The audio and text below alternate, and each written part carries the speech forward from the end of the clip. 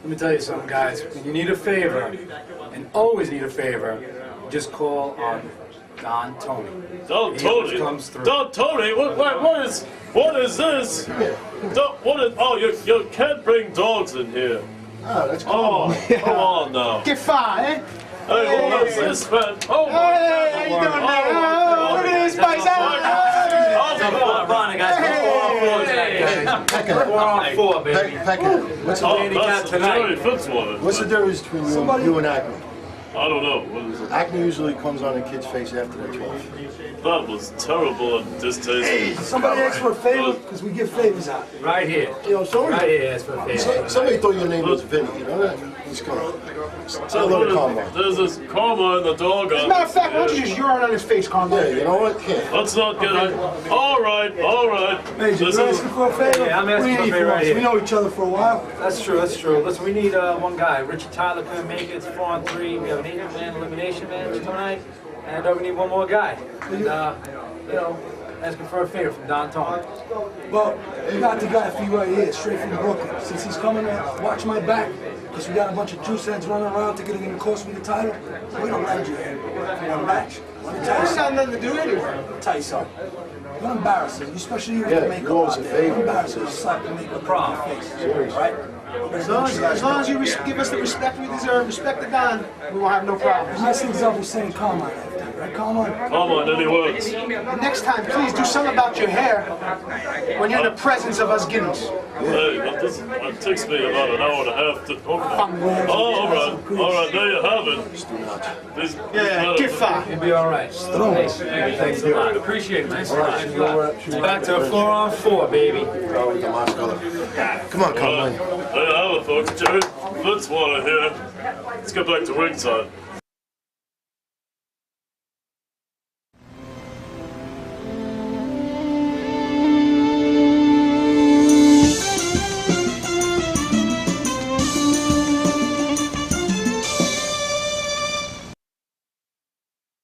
Every Thursday night, you ask the questions, DT gives you his answers. No holds barred. It's Q&A with Don Tony.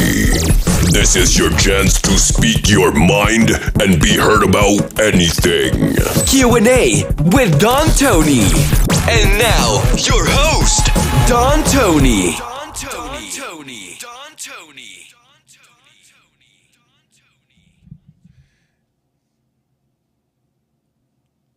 I love triggering the haters out there, triggering the gumps, triggering all those podcasters who think that they have had some pretty great wrestling lives because they do a hotline or a podcast, as does 95,000 others out there. Oh, man, I can't wait to remaster those clips. Oh, 2-3 minutes, come on. It puts a smile on my face. I know it puts a smile on a lot of your faces as well. Big diss for everybody over the years that didn't want all that stuff to come out. Yeah, Thursday night, my favorite night of the week. I tell you, a little casual today. The bird, by the way, no bird cam today, usually goes to sleep at the parents' house like 6, 7 o'clock at night. This morning, he was up at around 5:45 this morning, so I was like, you know what? I got to have him go to sleep a little bit later and stay asleep. Yesterday, he was up till very, very late because he kept listening to me and, so maybe tomorrow. How's everybody doing tonight? Not a bad night.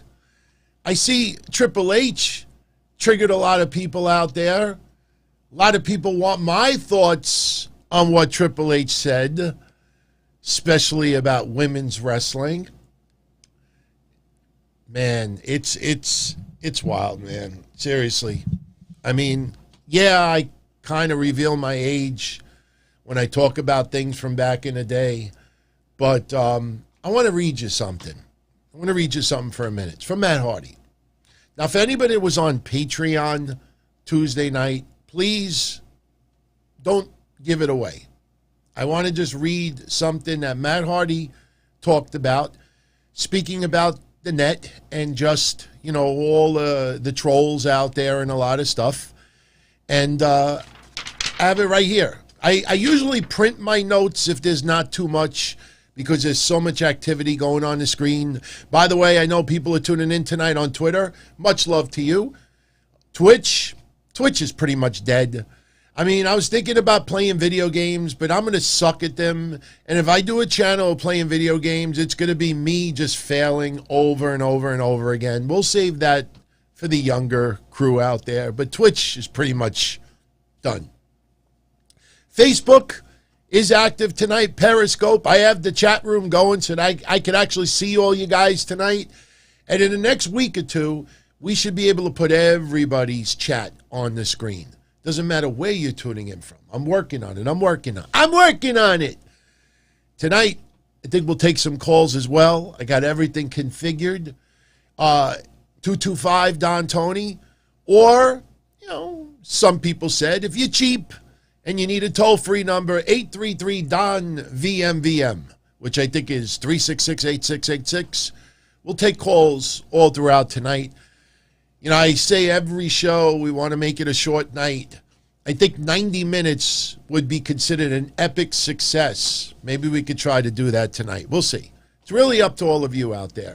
And, I got to continue, my thanks to all of you out there who keep reaching out to me saying Thursday night's their favorite night of the week. Thursday night's their favorite night of the week. Thursday night, and I understand why. Because Monday, you know what the format is. And 100,000 other podcasts do the same. Wednesday, some people do it on Tuesdays now. Some people do it on Wednesdays. It's a recap NXT, AEW, a little bit of indie stuff.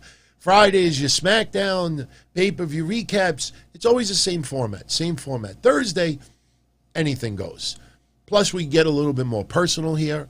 We don't have to talk always about wrestling on Thursday nights. It's a little bit of everything. And it lets us let our guard down. Nobody's trying to be characters here. We're just trying to have fun, have some down-to-earth discussion. And believe me, I don't take credit for everybody who really prepared for COVID to be close to being over by July, August. I've been saying it since last year, July, August. When every other person out there is telling you that wrestling will never go back to house shows. The audacity for that, and I read some of the old articles again from last year, and they're saying that executives in WWE are seriously considering never returning to house shows. I mean, it's awful. And I thought about something tonight. Braun Strowman. I'm sure you saw what happened today with Braun Strowman. Not just that he shaved his beard. He still got a beard, but it's normal now. You'd still recognize him. You saw his size, how could you not? But something happened today, and it really got me thinking. And yes, a couple of you out there DM me about it, but what I notice is the number one difference of what goes on my shows and when Mish is on as well, that you really do not get anywhere else. You never, 99% of the time, you never hear us talking about bullshit stories or stories we cannot verify. That is the difference. The number one difference. You could name me any podcaster out there, even the ones that we mutually like. Every single one of them will still address bullshit news, bullshit reports. Instead of ignoring the goofs that are feeding you crap, they use it for attention and clickbait and for hits. And then when the news ends up not being true, even though they knew it wasn't true, they could say, oh, no, well, we were just reacting on what people were saying. We weren't reporting. We were giving our thoughts on it. And that's their way out. And story after story after story that comes out that ends up not being true, you never, ever hear it on these shows. Never. Braun Strowman, how many people in the last 5 days, websites, blogs, podcasters, how many of them all went on these rants about Braun Strowman demanding 5 figures to work the indies? 5 figures, which case you don't know, that means at least $10,000 in appearance. Well, Braun Strowman today went public and said, listen, everybody, I haven't talked to any indie promotions out there. And I'm so happy that he added this little extra comment, because this is what exposed all the frauds out there. Braun Strowman has an agent, a pretty powerful agent. Mish and I talked about it last Wednesday when the releases broke. Remember we said that some of these wrestlers have these big agents, and the agents are not renegotiating contracts, and that's why some of them will let go?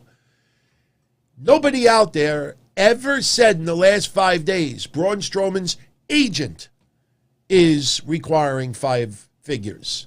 Braun Strowman's agent is telling... No, they said Braun Strowman has been in touch with indie promoters who have reached out to him, and Braun Strowman is demanding 5 figures. They all lied. They all lied. Braun Strowman's not stupid. Les, he is not stupid. I mean, yeah. Ho, ho, ho. Green Giant. For a while, he deserved that. But even I said last year, I thought Braun Strowman looked to be in the greatest shape of his wrestling life. He moves around great. He was moving around so fast, they started the dumb train sound effects. If he was an Oompa Loompa, they wouldn't have done that. But still, he got let go. But he ain't stupid. He's not. And once again, the net fails most of you out there. Even the people that knew the story was unverifiable or likely not true, but still used it to get attention. That is the biggest difference. You're very welcome, Austin. You're very welcome. Anyway, I didn't forget. I want to read you something that Matt Hardy said. And again, for those that tuned in Tuesday, please let me read this. Matt Hardy talking about the net. The net is always a hot topic of talk and controversy as it relates to sports entertainment and wrestling coverage. And I want to take a minute to address my feelings on it. In my opinion, the net is a place that is full of passionate fans as well as hypocritical fans. The reason why I'm reading this to you piggybacks what happened today with Triple H. Because there was 2 topics that people seem to have gotten triggered from with Triple H. Women and fans complaining about NXT. Triple H basically said, you don't like it, don't watch it. Triggered people. Anyway, Matt Hardy continues. In my opinion, the internet is a place that is full of passionate fans as well as hypocritical fans. There are a lot of good ideas and suggestions on the net as it relates to our business, but there are also people that you could never make happy. For example, sometimes people complain that someone is not being pushed enough. And then when that same person is pushed, now they're over-pushed. Sometimes critics will blast a wrestler for not being up to par, without even considering that the performer could be wrestling hurt or sick. Always remember that we're always working hurt and or banged up. And always give our best effort. Not every match is going to be perfect. Take Rey Mysterio. He works amazingly with injuries. It hurts every time I wrestle. Just for the simple fact that I've physically abused my body for so long and by taking bumps. I know it's hard not to, but try not to desensitize yourself to the effects our form of entertainment has on the entertainers. True fans truly appreciate and respect our sacrifice. I would also like to make mention that there is a huge difference between fact and opinion. If you're stating a fact, great. But if you're stating an opinion, you should not treat it as fact. The opinion stated on the net should be treated the same as opinions of the writer, not facts, and also viewed that way. Now, with all that said, I'd like to make these final comments about wrestling, sports entertainment, writers, and comments. Do I think wrestling should listen to the opinions of the net? Absolutely. Do I think wrestling should be dictated by the opinions of the net? No. Comments and articles that are written on the net are the opinions of fans that drive our product and deserve to be heard. If there's a large group of people who have the same opinions on a certain issue, maybe that issue needs to be addressed or revisited. I think we miss the boat if we don't. One thing about the wrestling community, whether they think the shows are good or bad, they're probably our most dedicated fans because they watch the shows every week. They truly love pro wrestling, and you really can't question that. Pretty smart man, right? Pretty smart, right?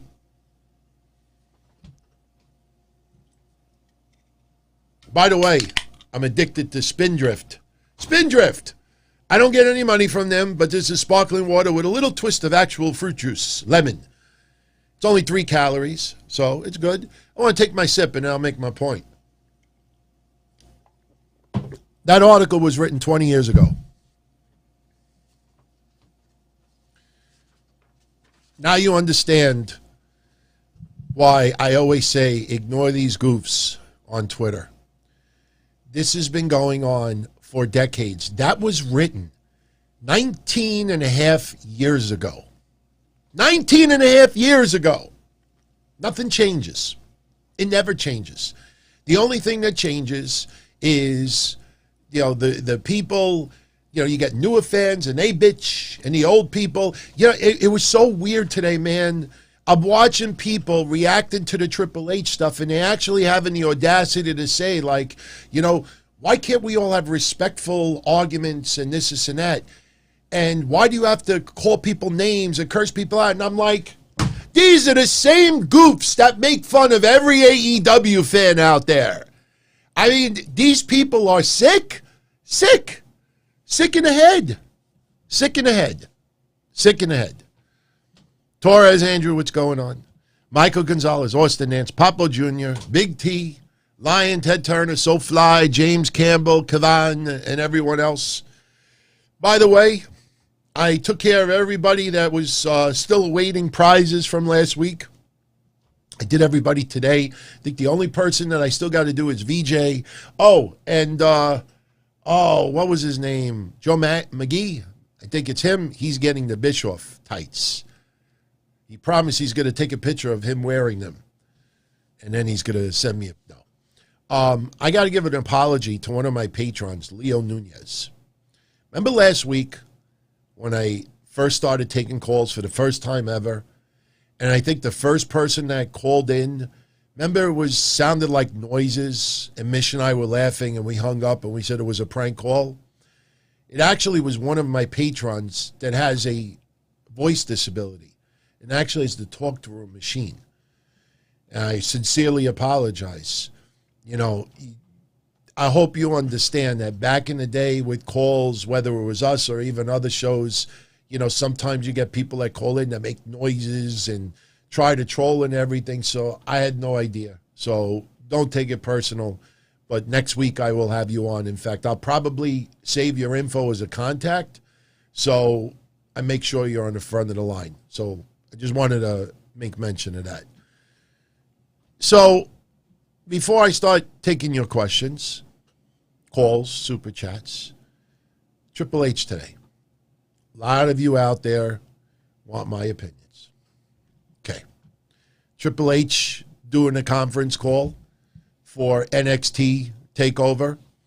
And, he got on a various number of topics. He talked about the promo exchange last week with Karrion Kross and Adam Cole. The answers he gave is pretty much common sense. They try to blur the line a little bit, but,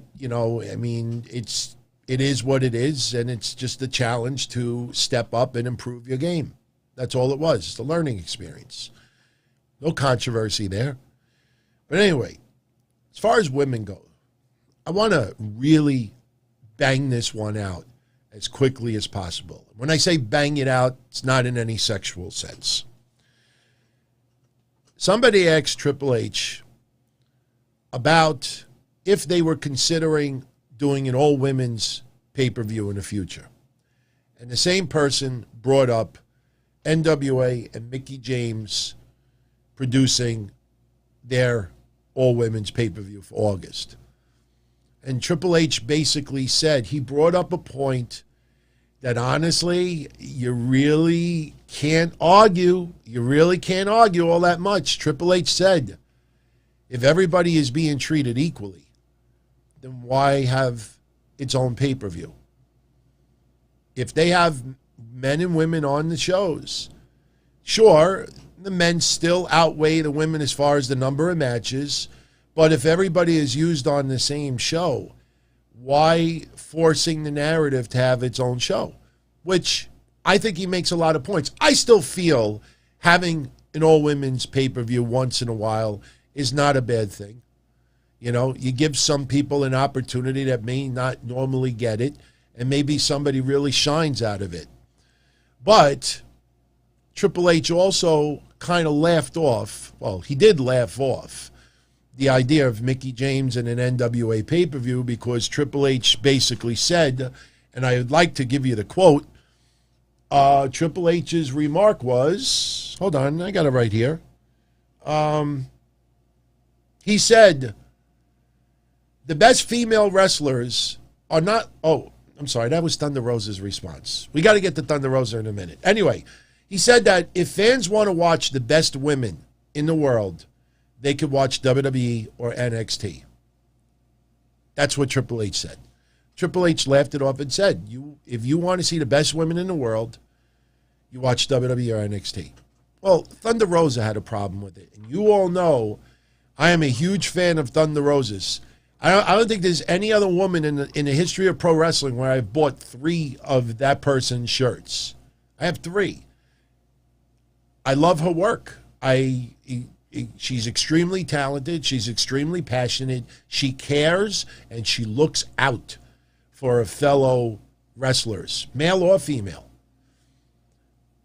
But I have to really question Thunder Rosa's response, and I'll tell you why. Just my opinion.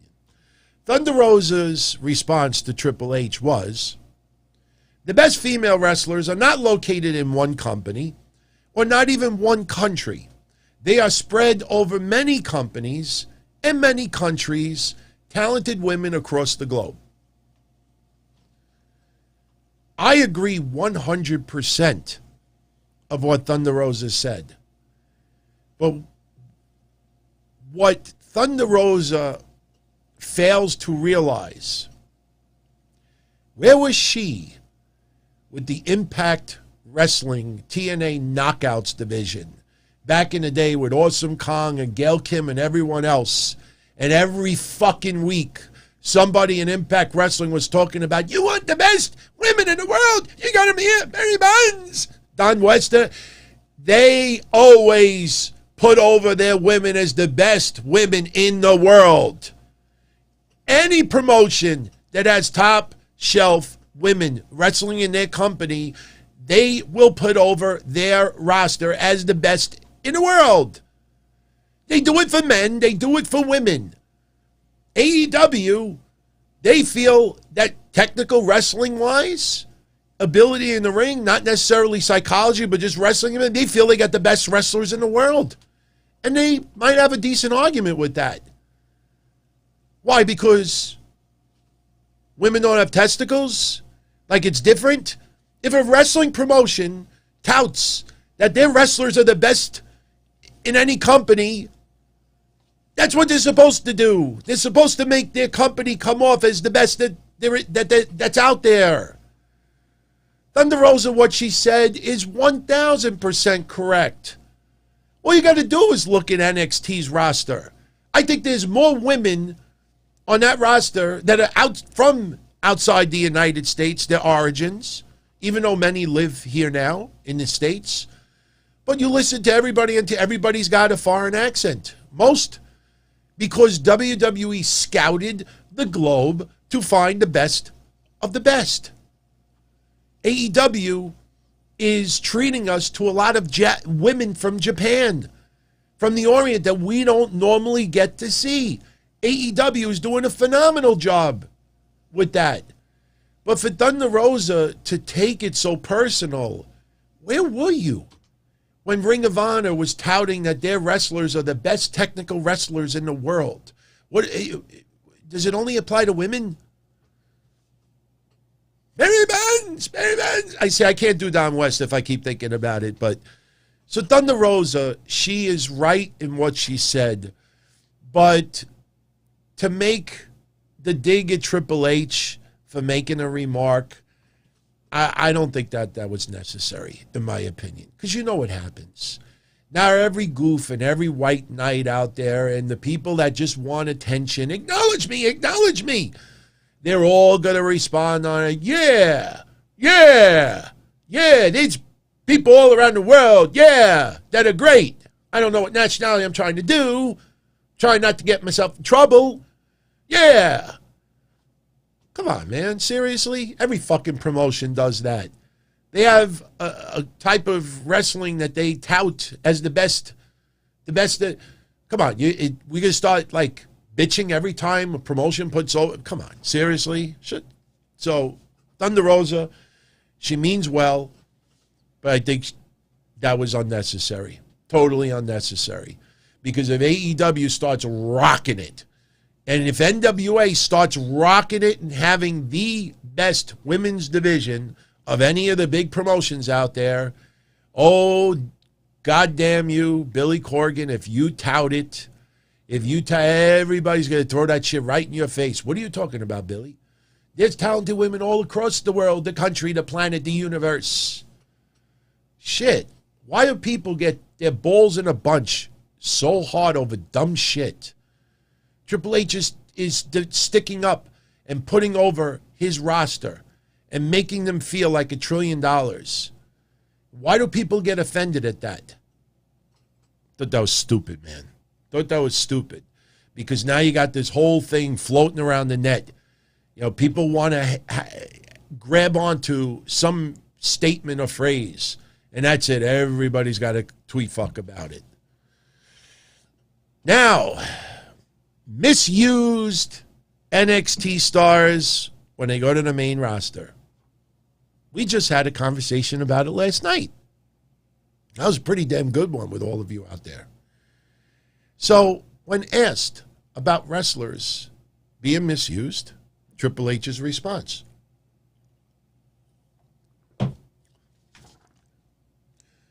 Yeah, so one was of looking as it is misused. Another way of looking at it is this. One way to look is misused. Another way to look at it is this. Things don't always pan out.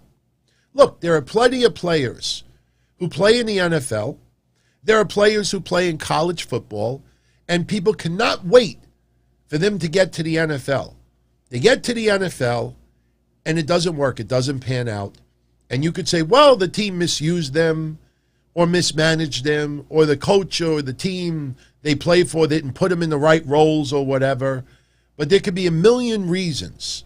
It can also be that sometimes talent do not fit in a particular place, or talent got to a particular place and then thought, I made it. I made it. And that was the end of their growth curve. Sometimes it just doesn't work. There are a lot of factors. Let me just say 2-3 more sentences from Triple H, and then I'll give you my response to that. Triple H says, as NXT has grown, one of the things that has changed about it is this. There's a question there where you say, so what is NXT? Is it strictly a developmental, where you're looking for everyone there to eventually move on? Or is it its own brand? Is it its own organization, its own grouping? It'll be an interesting place of sort of the criticisms, in a year or two, 3 years in, 4 years in. That was a heavy knock on NXT. For me doing the interviews at the time, it was always said, how can I get into this brand? Whenever I got excited about a talent, they move on. It kills me for the brand, and I don't like it. That was the first 3-4 years, and then it morphed into a different place where people got accustomed to that, and it switched. The brand changed again, and it changed into a place where, there are going to be some talent that will be in a position for a long time. They may not fit in other places. They may not want to go to other places. There are some talent that don't want to leave and expand beyond. They don't want to. Maybe the schedule doesn't work for the physically. Whatever it is, so there's a lot of options out there. Now, I could get rid of this. 1 paper down, 1.5 down, 1.5 to go. Oh, I thought I almost tore up the trivia. Oh, by the way, trivia contest tonight. Somebody tonight will win this. It's an autographed photo of Scarlett and Carrion Cross, signed by both. I have it right here, waiting to put in an envelope. Somebody will win that tonight. And don't forget, for my YouTube channel members, I'm going to give away that very cool signed and framed Johnny Gargano Triple Crown champion photo that I showed you yesterday. I'll post a pic tomorrow again. If you become a channel member, you have plenty of time to get in on the challenge for this weekend. Now, Triple H is getting ripped apart on social media right now because the common phrase that a lot of people are saying is, well, Triple H, why is it always the wrestler's fault? Maybe your creative doesn't know what to do with them. Maybe your company mismanages them. Maybe you're this. And I think some people do make a fair argument with that. The problem is, and this is the problem, you know, whenever you hear a wrestler do an interview, 9 times out of 10, I think that's fair to say, 9 times out of 10, you always hear the person say, you know, my ultimate goal, WWE. You reached WWE, you made it. Ultimate goal, WWE. You hear that over and over and over again. And some people take that shit really, really personal. They could be in Ring of Honor for 10 years. They could, trust me, in the future, you will have a few people that are in AEW right now that have not been in WWE. And in a few years, could happen this year, next year, the year, we don't know. But you will have a few people that are in AEW right now that would ultimately make the jump to WWE. And you know what they're going to say? My goal, my ultimate goal was to always go to WWE. Tony Khan and Dixie Carter are not much alike. Although, you know, it's only a matter of time. Tony Khan is going to be a regular character on TV. Been saying that for a while now. It's happening. It's happening. If you think that's not happening, you're nuts. But here's the thing. When Dixie Carter early on was getting so much love and praise online by wrestling fans and, more importantly, the wrestlers that were in her company at the time, they all put her over big time. And to this day, I am convinced, you can't tell me otherwise, when AJ Styles went to WWE and a few others went to WWE, and then they revealed, and I know what some of you are going to say, well, what else are they supposed to say? No, when they point blank said their ultimate goal was always to go to WWE, and some even got a little bit critical. TNA was just a stepping stone. It was a step on a ladder. And a lot of people got very offended at some of those comments. Some people got offended when Christian didn't even acknowledge that he was NWA heavyweight champion. Now, not because it was a WWE interview, I could understand, but the point is, you know, at the end of the day, it's about business. It's about business. Everybody gets upset at WWE for some of the business decisions that they make, mainly over the last year and a half, releases during a pandemic. Don't you find it odd that almost no websites in the last 36 hours are talking about a WWE stock went from $51 to $63 a share? Do you realize the hundreds of millions of dollars that have been made? Why is that not news? If the stock goes down $2-3, it's tattooed to their forehead. Why is it not mentioned? Why? Because they do not want to acknowledge the fact that maybe this is just business at the end of the day. And I'm sorry for bringing it up again. When Zelina Vega got released, and you had that ambulance chaser, Cartieres, we had a real prosperous conversation. And Andrew Yang, 320 characters of nothing. Nothing. Where are all the wrestlers? Where are all the wrestlers? All wanting to form the union. It's about time. We got to stop this independent. Where are they? No. Nobody stepped up. Not even Zelina Vega. Why? Because at the end of the day, they're out for themselves, which is what they should be doing. It's business. At the end of the day, it's business. Nobody in wrestling does a freebie. You know, Mickie James, she's putting together this NWA pay-per-view, and, you know, she made a comment today that she may have to pull a couple of favors, you know, which I totally get. But I think the calculated error was today the discussion was more about building the women's division in NWA. So now this is no longer more of a one-time event of celebrating women and maybe keeping some on the roster afterwards. Now it's about building the brand. Now you're going to have a lot of people out there that are going to think twice now, because if it's not beneficial to them, it's not about making a statement. Even though yesterday, a lot of you with your feedback after loved the idea AJ Lee should be confronting Mickie James. And then if you want to get 2-3 match deal, if he's willing to do it, you got CM Punk to follow, and CM Punk has a match against Nick Aldis. I think that is money to be made. I don't know if Corgan, if he wants to dip into the piggy bank that deep. I don't know. But, you know, getting back to what I was saying before about WWE. You know, this is an entertainment company. And obviously, a lot of the entertainment that they do is not necessarily everybody's preference. There are things that WWE does that we can't stand. Some of the storylines are written for 5-year-olds. Some they got to do over-the-top soap opera stuff sometimes. Sometimes they got to do some really, really hokey shit. They've been doing this for decades and decades and decades.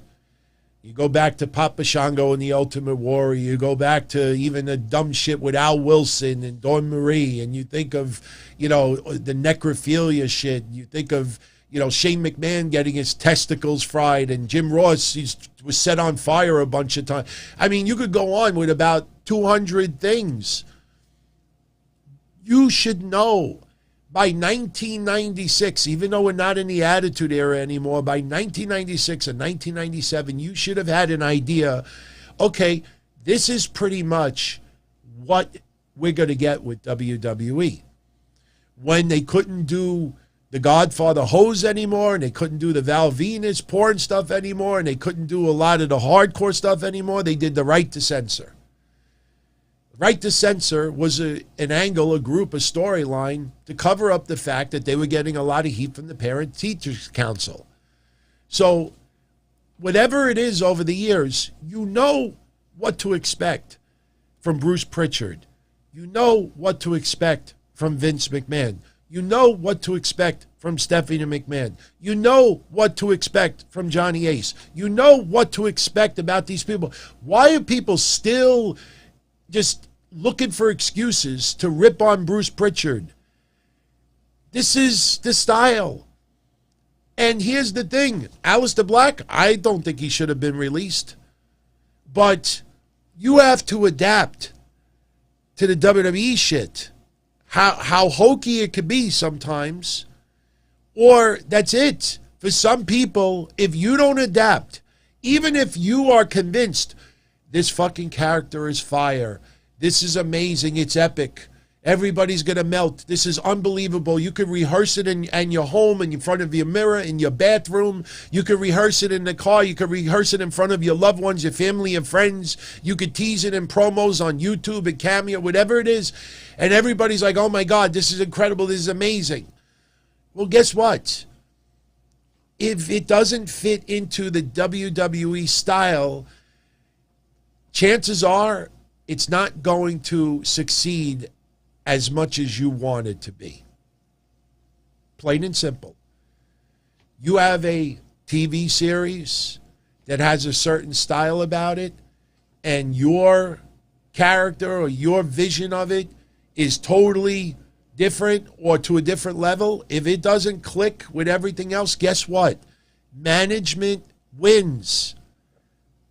I hate to be a dick. All of these wrestlers worked for WWE. They don't hire WWE. Hey, would you like for you to be my promotion that I do my work in? No, at the end of the day, this is WWE. Even though we disagree with a lot of the hokey shit, we disagree with a lot of the 50-50 booking and this and that. If you don't like it, whether you're a wrestler or a trainee, if you don't like it, my ability, my talent is, should not have a 50-50 record. I'm amazing on the mic. I got to get, if you can't adapt, whatever if they tell you to go out there and have your eyeball ripped out and you have to do it. That's what you're being paid for. As much as it might be stupid, you get the script. Like I said yesterday, if I was a wrestler, I would love to be Dexter Lumis right now. Dexter Lumis shows up for work. Oh, my body feels great. I can't wait to hit that ring. What am I doing today, boss? Are you going to hug Poppy? And then you're going to put a stoic look on your face after. And you're going to, draw. I mean, you look at Alexa Bliss, you look at Dexter Lumis, you look at some characters are doing nothing in the ring. You don't even know what Eva Marie is going to do. And some people are shitting on it. Some people are praising it. Some people are just looking for, acknowledge me, acknowledge me. Everybody has a different role there. So Aleister Black or others may have saw a vision. That's why Aleister Black defended the creative department in WWE. Think about this. Aleister Black right now is getting ripped apart by fans, and a lot of them, because he is defending WWE creative. He said, don't take it out on the writers. They're working their asses off. They're trying their hardest. Fans don't want. This reminds me, it's such a bad comparison, but it reminds me of the Velveteen Dream incident. Velveteen Dream, when that picture came out that late at night at like 2, 3 in the morning, because my DM started exploding, and I looked at the comments from the people that revealed it, and the first words out of their mouth was, let's give him the benefit of the doubt. Maybe he was hacked. Maybe he didn't really put this out there. Maybe he was hacked. 3, 4 hours later, he makes a statement. I didn't put that out there. I was hacked. And what did they say? Liar!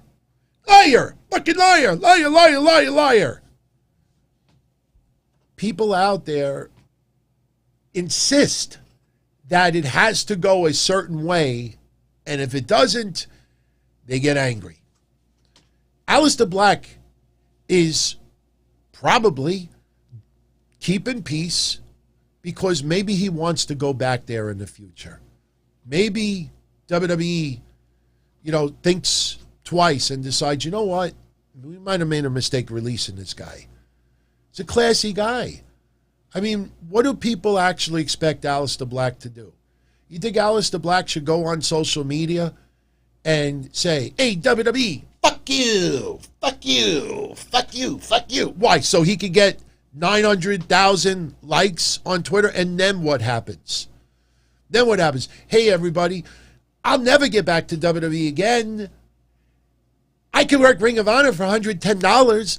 So listen, since you forced me to tell them to go fuck themselves, here's my pro wrestling tee store. Buy my shirts. Buy my shirts.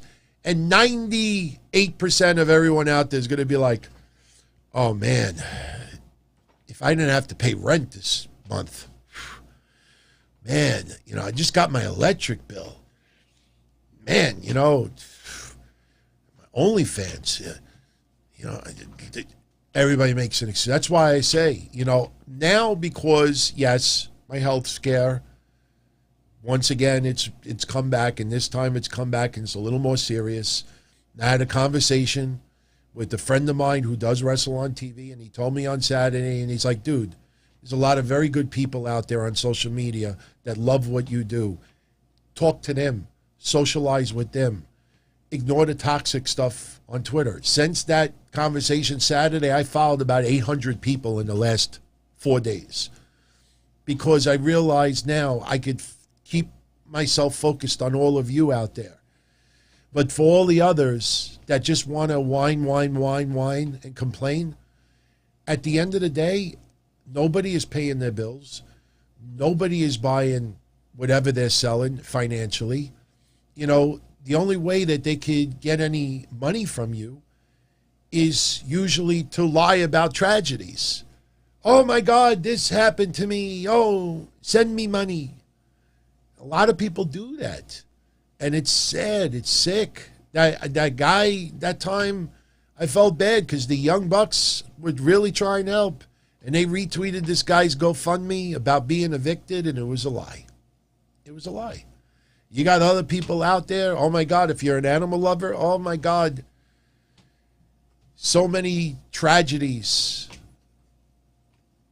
So, Aleister Black, he's got to worry about his livelihood, his bills, his future, his relationship with Zelina. If they have a family down the line. If he gets injured and he can't do what he's been doing for forever. Lio Rush. Greg Hamilton made a mistake, in my opinion. Everybody makes a mistake. Not a big deal. But people flocked to Greg Hamilton and almost loving that he handed Lio Rush his ass because Lio Rush announced a retirement again.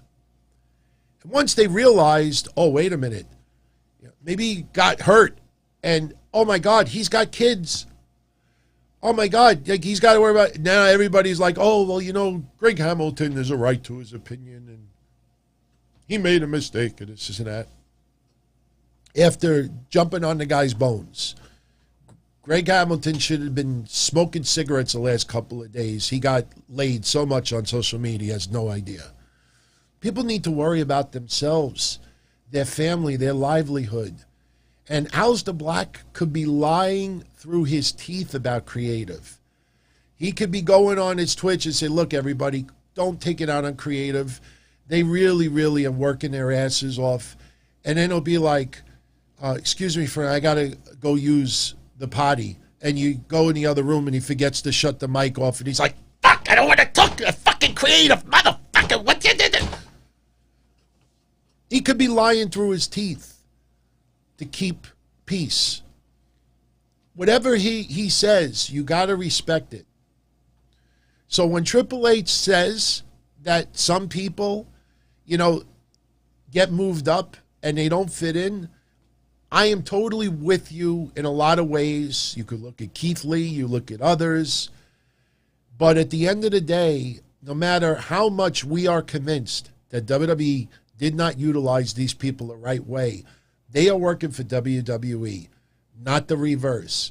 And that's what the challenge is for a lot of wrestlers. It's called, what I have been saying forever, taking chicken shit and turning it into chicken salad. Okay, you're a wrestler that is signed, whether you come up from NXT or you're signed directly from a different wrestling group, you come in and you get put on TV and they fuck with your look, they fuck with, you give you really ridiculous music, they fuck with this, they make you say too much scripted stuff. You're sitting by yourself and you're like, the fuck they doing to me? I look like a clown out there. That's the challenge. That's the challenge. You can't go to social media and just soak in everybody like, we see what they're doing to you. We know it's not your fault. What is that going to do? What is that going to do? that wrestler, whether they like or dislike the position that they're in, they realize they're signing my checks. So even though they're fucking up my character, I got to somehow come up with chicken salad. Whether it's me or it's not, that is the challenge. It's like an actor getting a movie script, and he reads the movie script and is like, this sucks. This is horrible. This is horrible.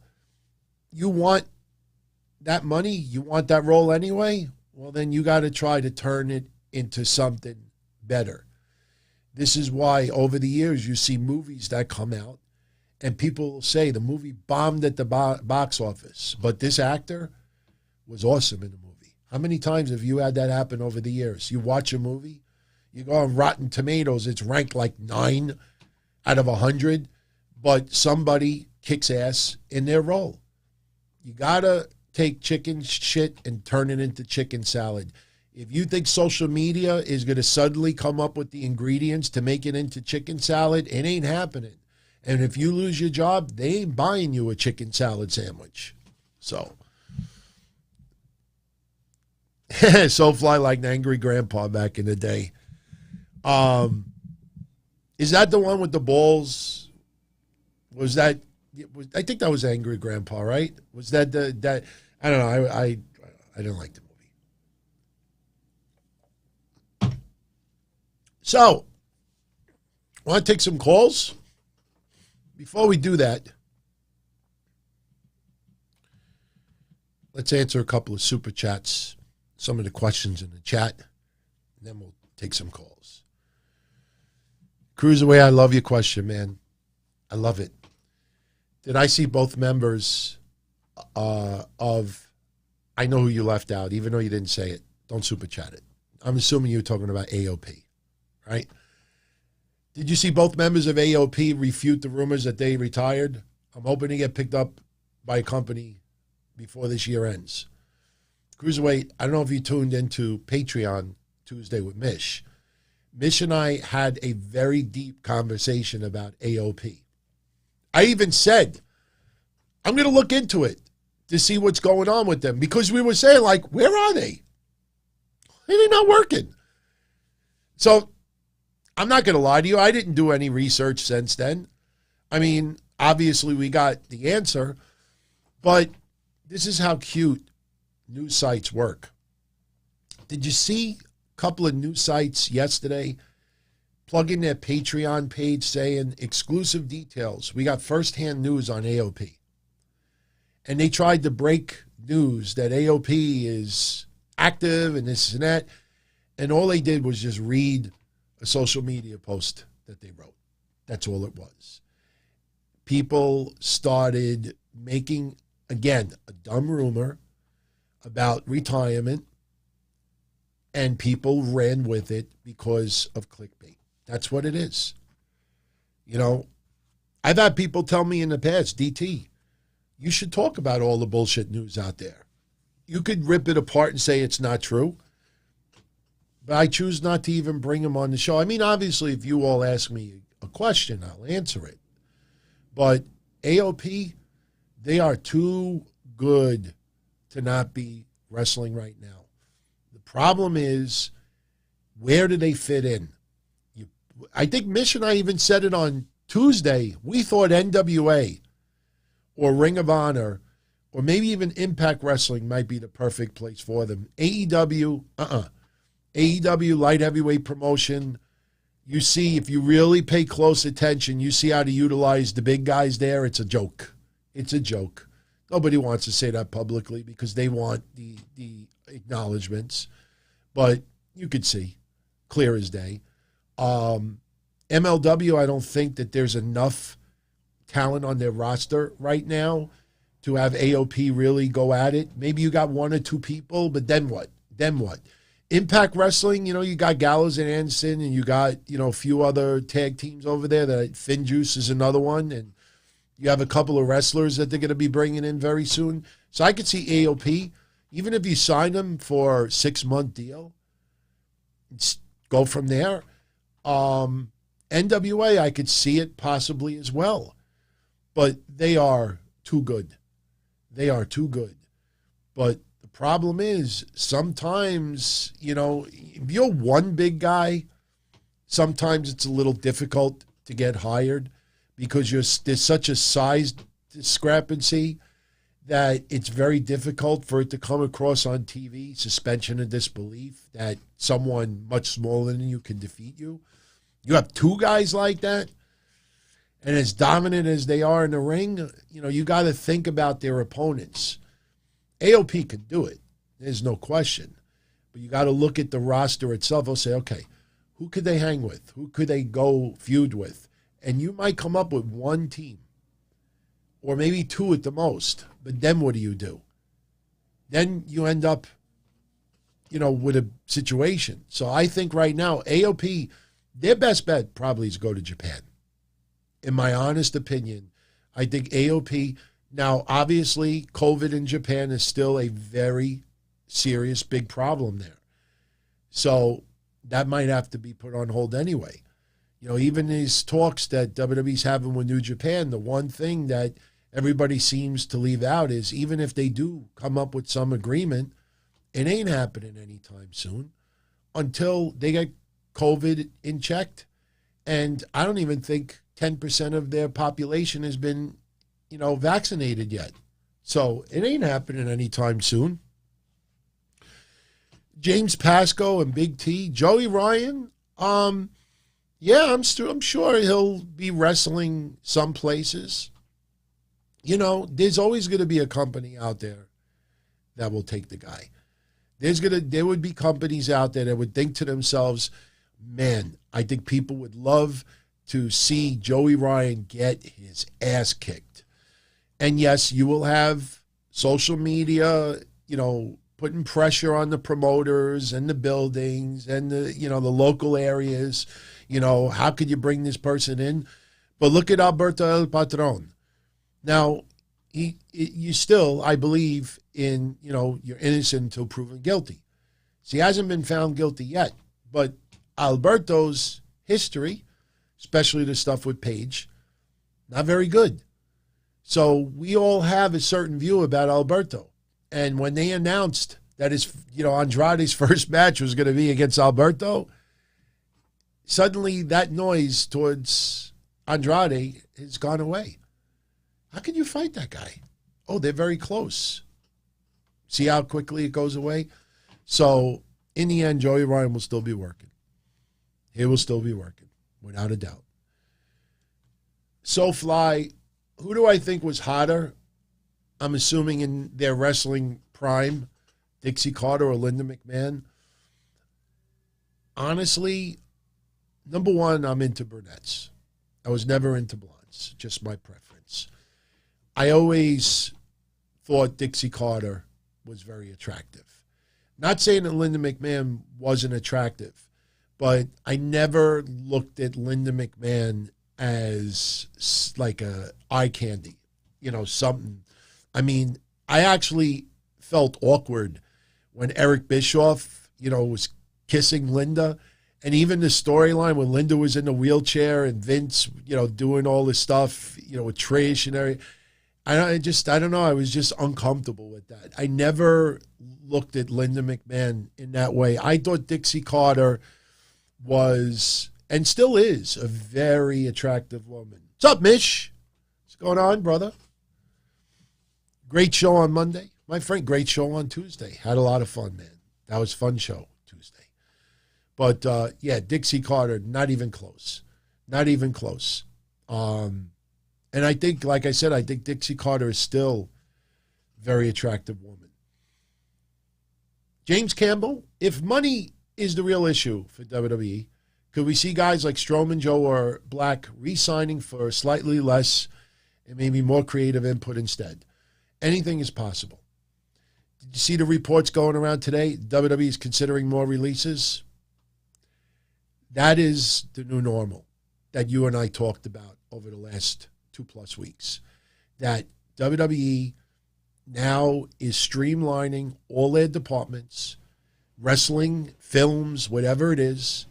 They are upgrading. They are really trying to squeeze every penny they could possibly get because the Saudi deal is not going to be forever.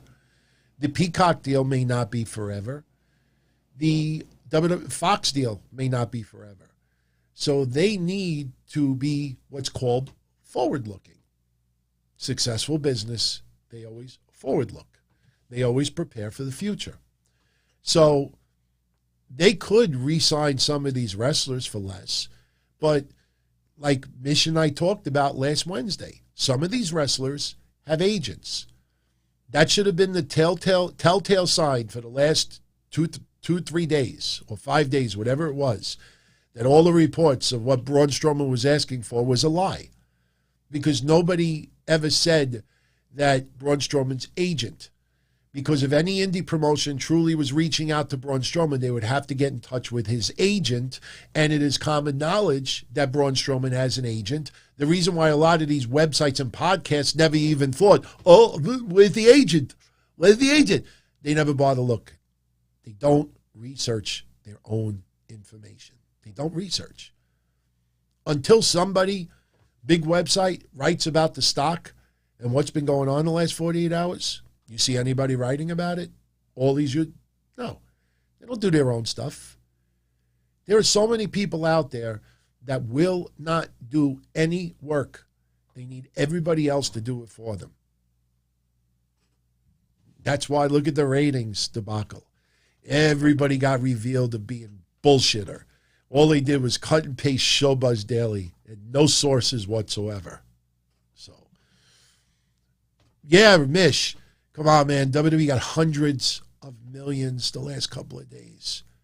Now, you would think about this. You would think over the last couple of days, this would trigger people to talk about it because they could say, these motherfuckers got hundreds of millions of dollars in the stock market the last 2 days, and they can't give $300,000 to Aleister Black. Silence.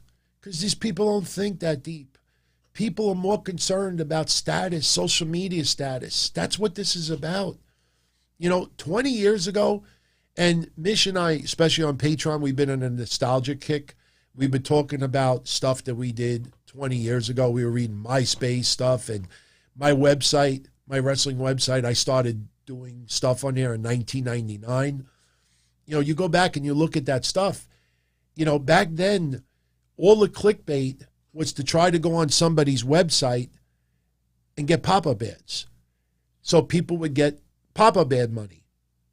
Now, because that really doesn't happen much anymore, now it's social media status. And when you get social media status, that's when, launch a Patreon, do a YouTube thing, do this. So that's what it's all about. That's why it's all about social media status. Without social media status, it is almost impossible to become, get any attention your way. Unless you do what some of these assholes do and just write horrendously stupid stuff like we talked about on Monday with Charlotte. I mean, I know a lot of you out there actually did the work and looked. You believe how many people were reporting that Charlotte was pregnant? And actually writing in big block letters, congratulations, Charlotte. Or blaming it on Andrade. Andrade teasing Charlotte pregnant. Why? Because he's posing next to his fiance and he's got his hand like this, like on the top. Man, these people are bad. That's why you see I get so frustrated, because it sucks to see that much fake floating around out there. So anyway, should we do the contest out of nowhere? Yeah, maybe we could do the contest. Let's do the contest. Oh, by the way, I'm going to get more info on it. Tomorrow night, Friday night, the Don Tony Show. This is what I plan. 10 o'clock sharp, I will be up here. We will do an AEW watch-along again. Especially after their choice of matches the last 2 weeks. I don't think we should invest a boatload of energy on AEW Dynamite. So I'm going to do a watch-along again tomorrow. I'm also going to cover SmackDown. see where this goes with Roman Reigns and Rey Mysterio. And then I'm also going to do tomorrow night predictions for Impact Wrestling Against All Odds.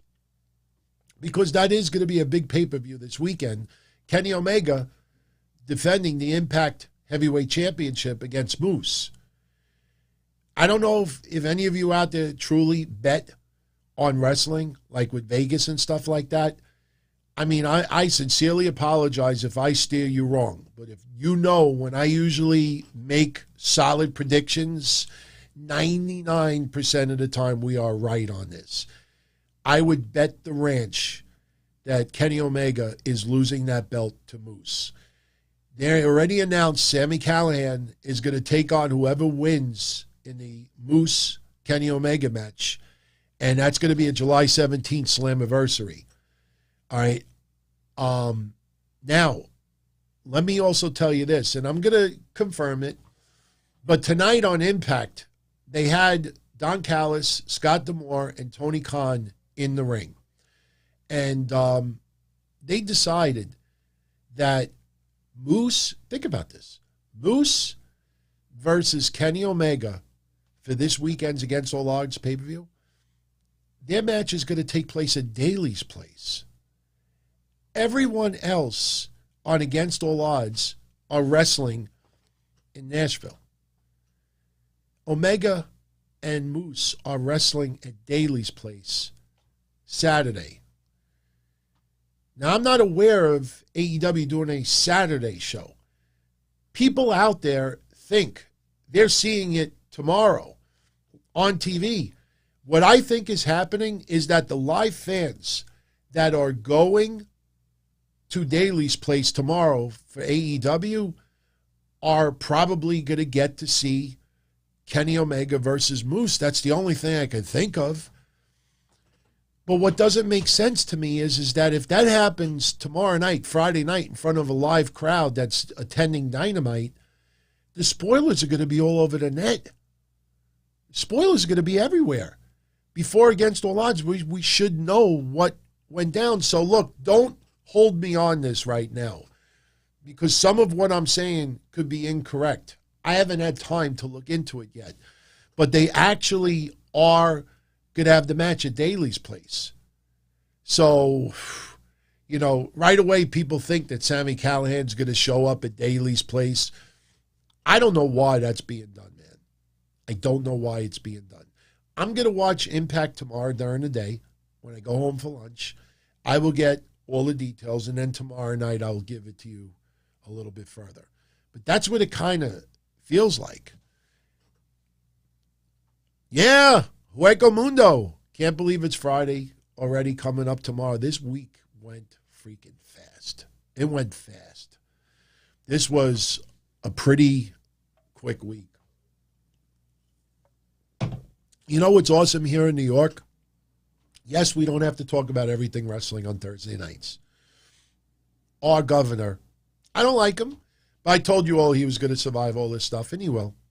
But our governor announced that as soon as New York State hits 70% of residents, at least one shot of the vaccine, all the restrictions for COVID is lifted. Everything. Everything. I think we're at 69.2 or 69.4%. Within the next 2 to 4 days, 2 to 5 days the most, we will no longer have any COVID restrictions in New York. I expect a lot of people to still walk around with masks. I still wear a mask in my office.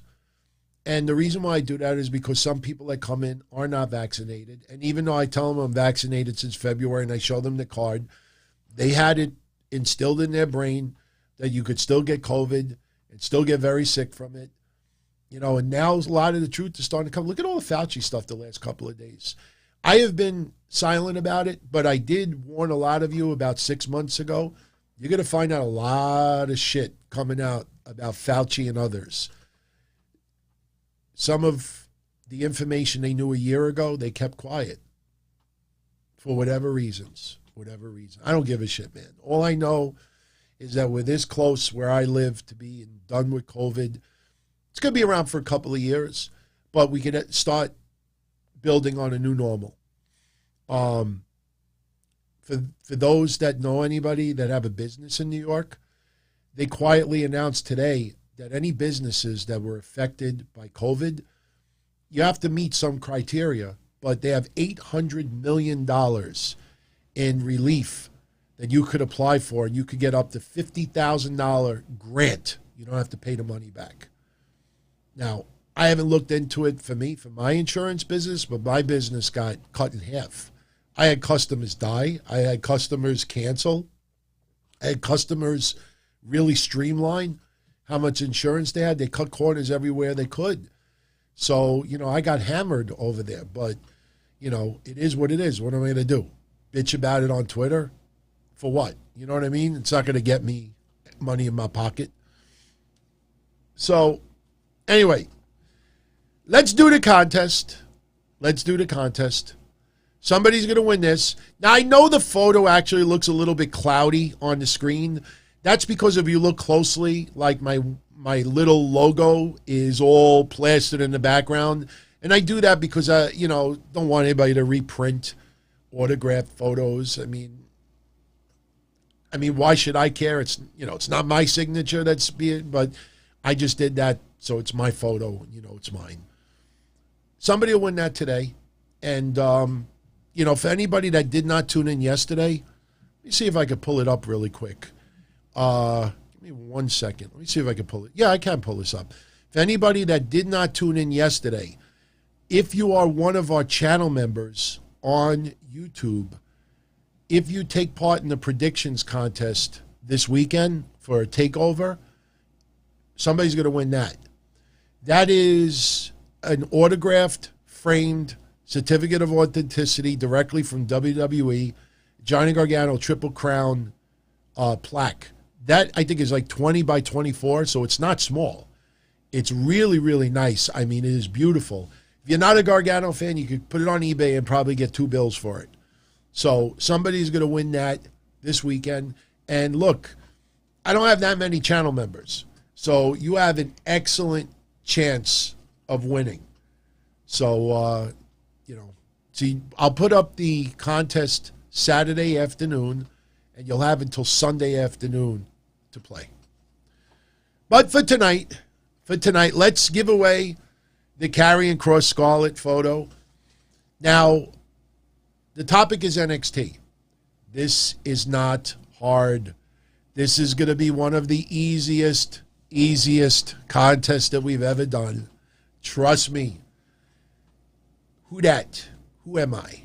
I'm going to give you a couple of hints, and all you got to do is tell me who is this NXT wrestler. It's someone that you've seen compete on NXT within the last 12 months. Could have been 12 months ago.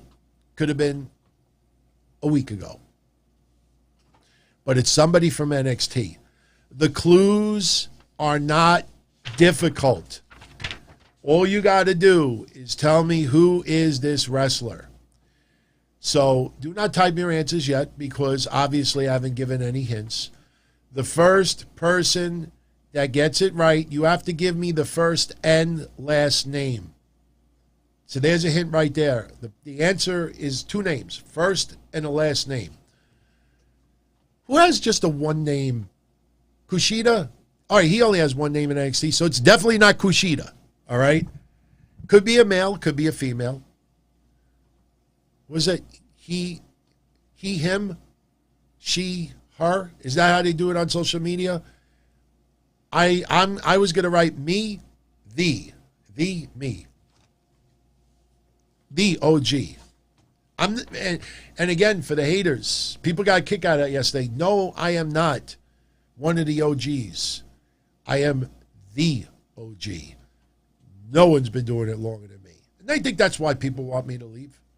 They want me to exit out of here. They hate when we put all that wrestling stuff up. Oh, my God. When I find that fucking hard drive, and I got to bribe Mr. Big for that stuff when I managed Homicide and Reefer. Oh, that's going to be pretty wild, man. Can't wait to put that shit up. Trust me, everybody's got a price. By the way, yesterday I did my predictions for TakeOver. I think Karrion Kross definitely is going to retain. I don't even think it's a question. I want Cameron Grimes to win. I can't believe I said that. I actually just said I want Cameron Grimes to win. I'm not supposed to like the guy, but I went with LA Knight. MSK and Bronson Reed, bet the ranch, bet your soul, bet everything, bet your fingers, they're retaining. Raquel Gonzalez, bet everything, bet your mom's soul, she's retaining. Who else? Who else? Well, who else is wrestling tomorrow? I'm forgetting. Oh, Xia Li. I think Xia Li is going to beat Mercedes Martinez. I think that's the 5 matches, right? Yeah, I think that's the 5 matches. It's going to be such a predictable show, man. It's going to be really predictable. Anyway, let's get into these hints. Again, first and last name. I've been wrestling for a little over than 5 years. I've already won over 10 heavyweight championships in my career. Interesting enough, WWE chose to use the same wrestling name that I used on the indie circuit. They use the same name for me now, and it is not my real name in real life. Some noteworthy people that I have defeated in my career are Aleister Black, Ricochet, Bronson Reed, Keith Lee, and Darby Allin. Brutus Beefcake and I have something in common, and we already got a winner. We already have a winner. Okay, let's freeze this because we already got a winner. We already got a winner. I'll read you the rest of the hints. Actually, you know what? I'll go back. I'll let everybody still get the... You could still play for fun because I haven't revealed it yet. But I will go back and announce to it. And let me get into a couple of more of the hints. Brutus Beefcake and I have something in common. During the early days of the pandemic, I made a dozen appearances on WWE television. And I even wrestled at WrestleMania 36. Who am I? Let's scroll backwards and let's give a congratulations to... Where is he? I just saw his name. Hold on a second. There he is. Sarav Biswa. Congrats, my friend. It was Austin Theory. It was Austin. Hold on. It was Austin all along. Austin Theory, man. That is the winner. It was Austin Theory. By the way, pretty cool United States Championship, even though he was never champion. But yes, my friend. So... all you have to do, just email me, DonTony at DonTony.com with your shipping address, and I will send it out to you probably tomorrow if you get in touch with me quick enough. If not, I'll do it next week. You have a week to claim it. I started this thing now that if somebody doesn't claim their prize after a week, we put it up for grabs once again. But, yeah, James Pasco, on the indie circuit, Austin Theory has won at least 10 heavyweight championships. I didn't say WWE championships. I said 10 heavyweight championships in his 5-year career. So, yeah, it's pretty cool. SoFly, Sarav is a regular here. He doesn't socialize that much, as most people here. Honestly, a lot of podcasts, I'm not going to lie, I lurk. I don't show my face. Because I don't, first of all, I don't like getting attention to myself. And, I could get easy self-promotion, just make an appearance on a bunch of podcasts, drop $5-10 just, to look nice. And then he's a pretty cool guy after all. Let's go check out his show. I don't like doing that to people. I don't like trying to get attention to myself. If people want to tune in, they tune in. It's like what Triple H said earlier. Triple H in this conference call also said, the interview, he said, look, if you don't want to watch, pretty much said, you don't want to watch NXT, don't watch it. I agree 100%. I agree 1,000% of what Triple H said. Nobody is required, if you're a wrestling fan, There are 20 promotions worth the opportunity of your attention. They're worthy. I will never understand, to the day I die, I will never understand why, if the loudest people out there that claim they are lifers as far as wrestling fans go, and they can't stand WWE, and they can't stand AEW, and NXT is only on one day a week, and I don't understand why they don't watch Impact Wrestling, why they don't watch Shimmer, why they don't watch New Japan, why they don't watch MLW, why they don't watch NWA, why they don't watch it. And a lot of them get caught lying because somebody will show up in another promotion and they'll make a comment, about this person's physique and this and that. And I'm like, wait a minute, this person was wrestling on Impact up until 2 weeks ago. And then you realize they didn't watch nothing. The best is all the people that claim they watch Impact on a regular basis. Not Impact, NXT. And I'll never forget when Lars made his main roster debut. And some of the people that claim every week they were writing on social media, NXT was awesome this week. There was fire and this and that. And then they're like, wow, Lars is pretty damn agile in the ring. That freaking finisher is pretty. And I'm immediately saying to myself, wait a minute, he's done that finisher 50 times on NXT. People are acting like they've never seen it before. People get caught. That's why I will continue. Mish and I had a nice debate about this last week. Mustafa Ali and Jeff Hardy tore it up on Main Event.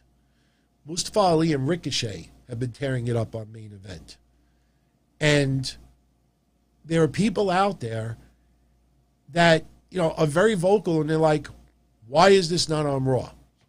And I understand that argument. It's so good.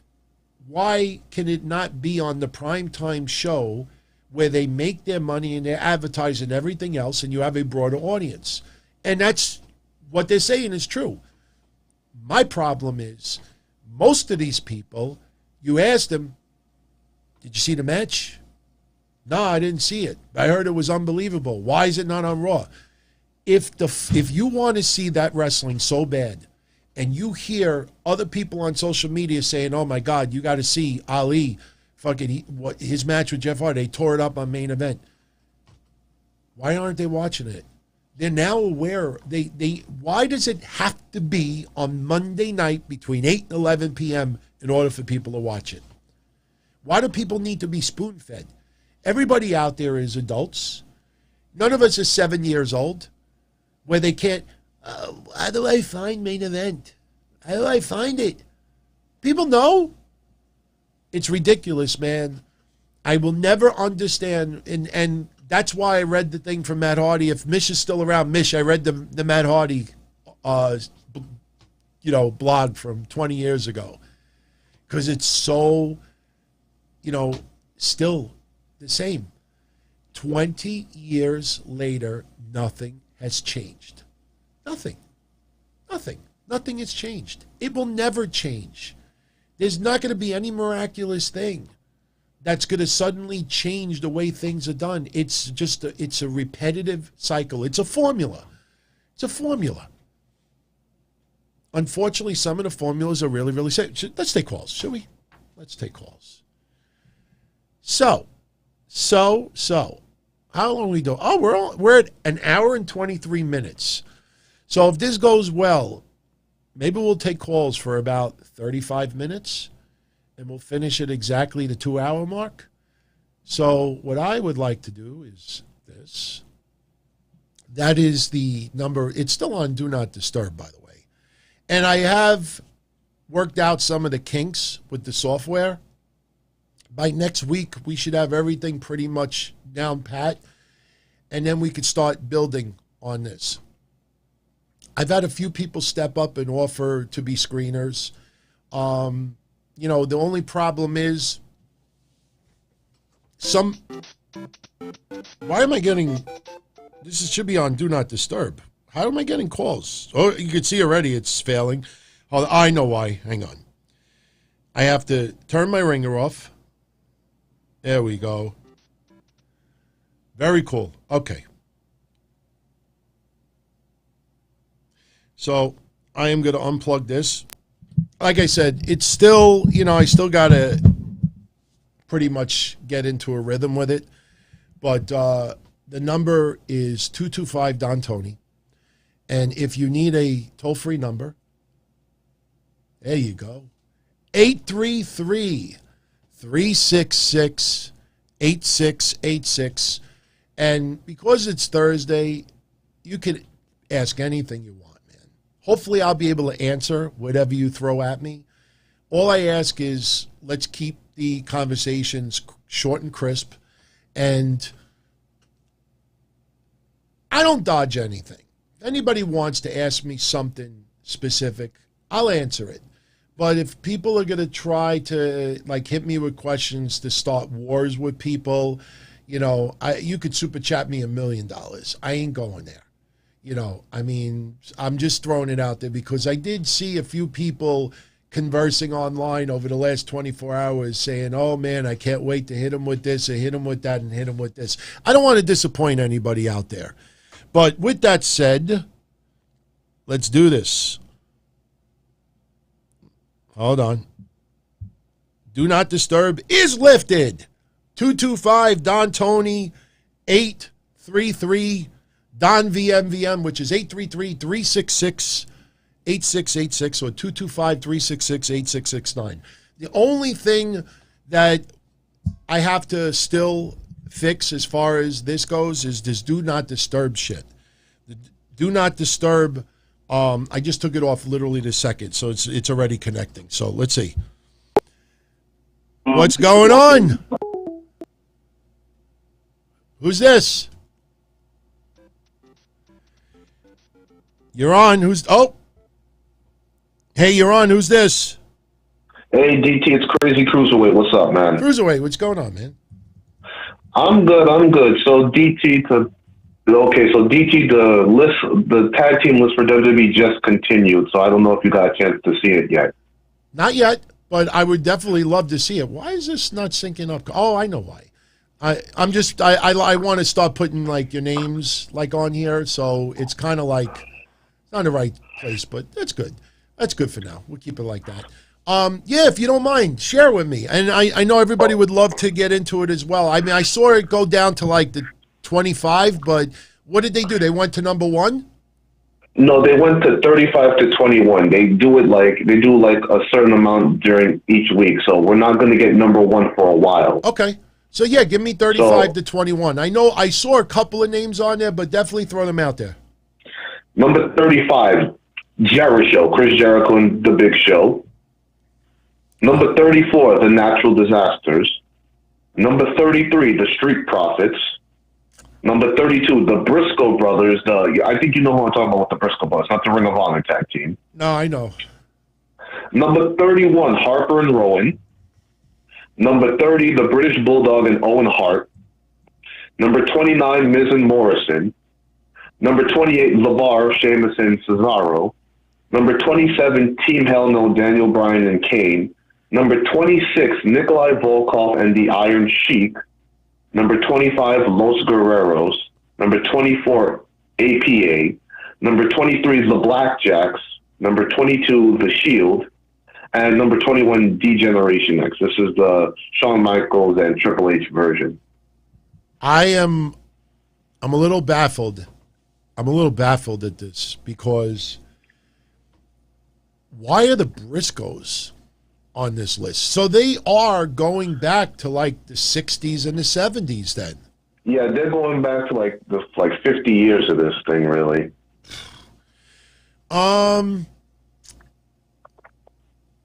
First of all, this is nothing against the tag team.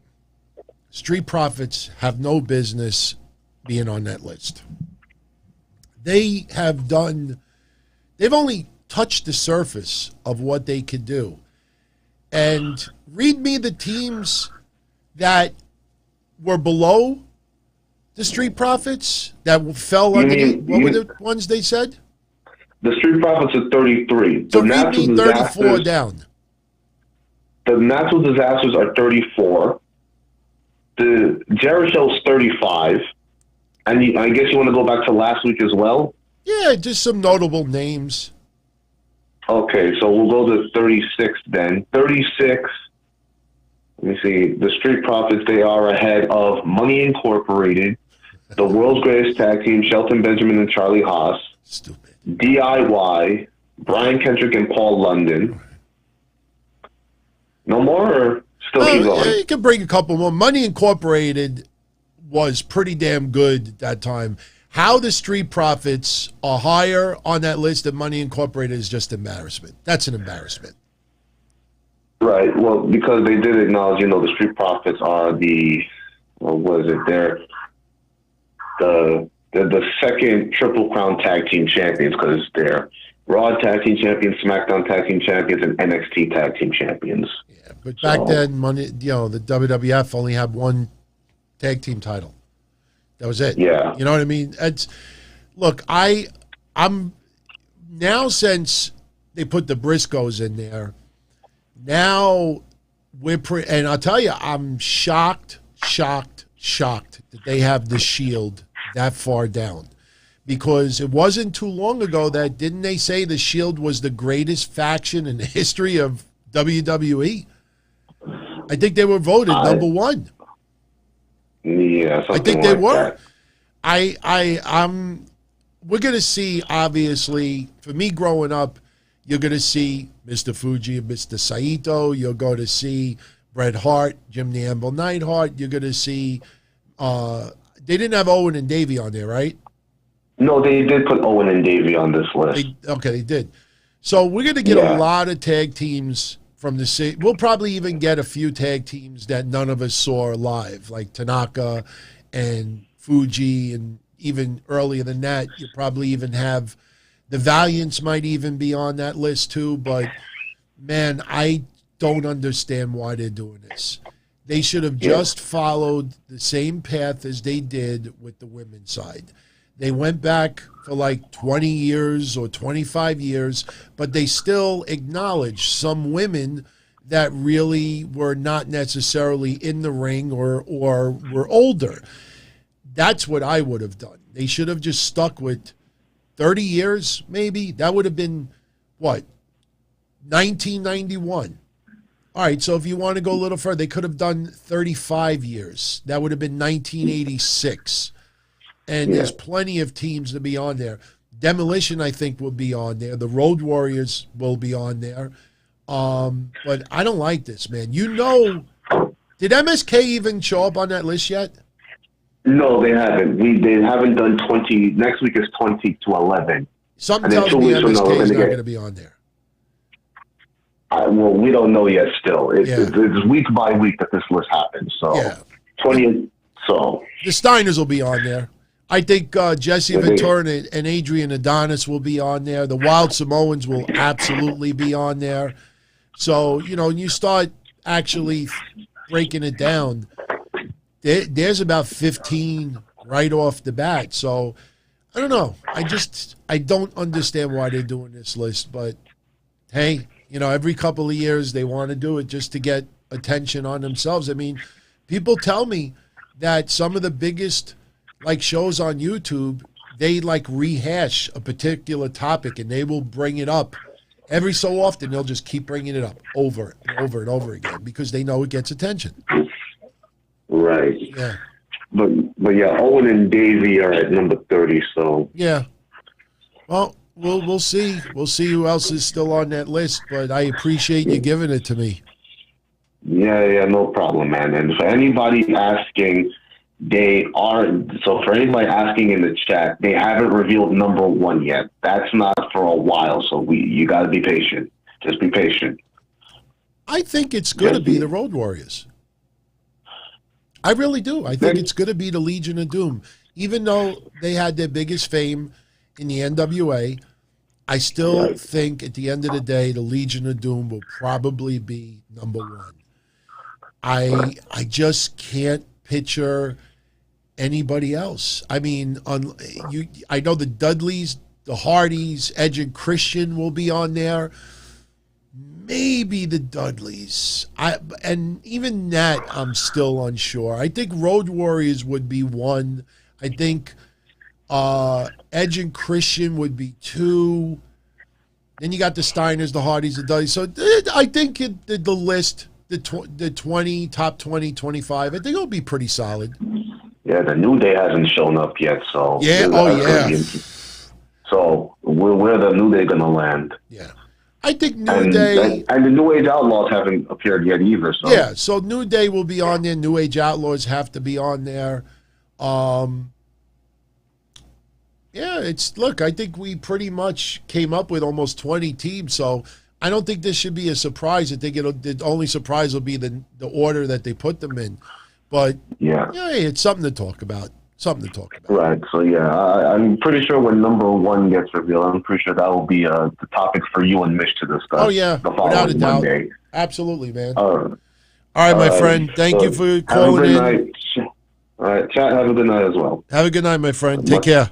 225 Don Tony, or what is it again? 833-366 VMVM.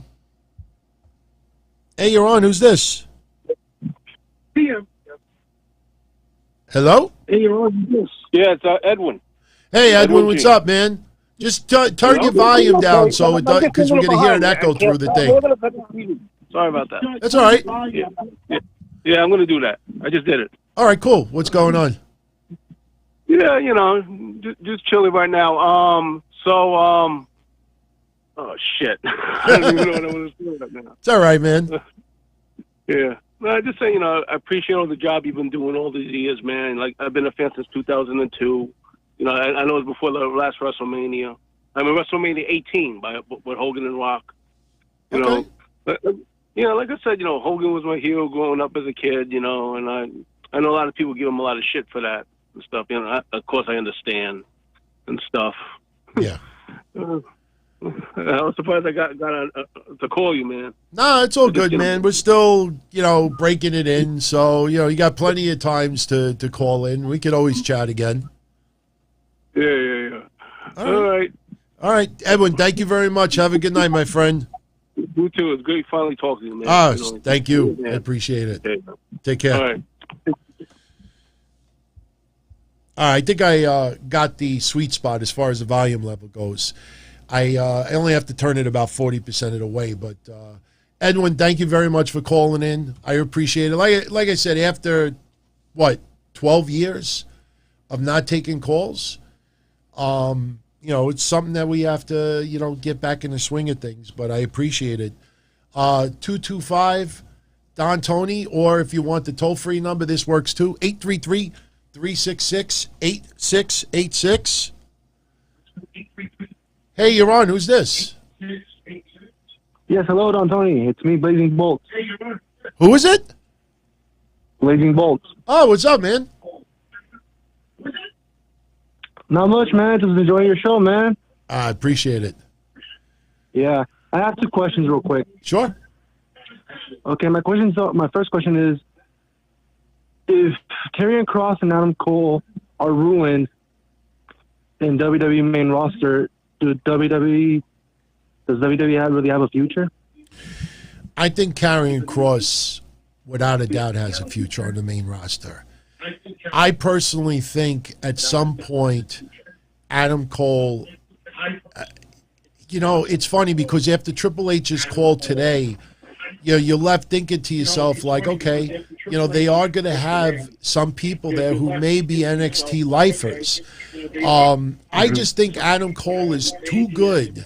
You know what I mean? WWE at the end of the day wants to make money and maximize as much money as they can off a particular wrestler. And Adam Cole, man, his ability in the ring speaks for itself.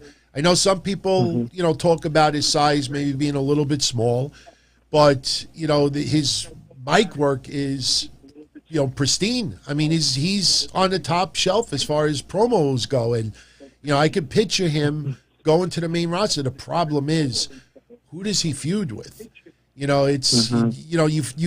think of maybe 2 or 3 people that will get your eye right away.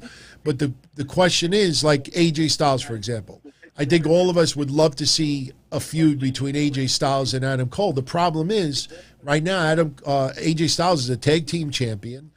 And are they going to give AJ Styles that type of play on TV where he is in the main event or close to the main event? It doesn't feel that way. So, it really comes down to, it's not necessarily if Adam Cole could make it, it's who does he feud with?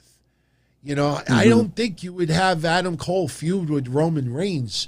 It would be an interesting phenomenon, but I don't know if WWE would go there because I just don't see Adam Cole brutally ripping Roman Reigns, on the mic. And I don't see Roman Reigns mocking Adam Cole so bad that, it just makes him look like an absolute goof. So I think Adam Cole could very well end up staying in NXT for the foreseeable future, or maybe leaves WWE and never goes to the main roster. But I think Karrion Kross is definitely main roster bound, but they have to establish his identity a little bit better. Right now, a lot of fans, despite the small noise online, they're still very indifferent with him, only because WWE really has not taken a direction and stuck with it. Early on, it felt clear-cut heel. Then he's, sociable online and very friendly and, very well liked. Then he's on TV and he's more of a baby face, acknowledging the fans with the mic.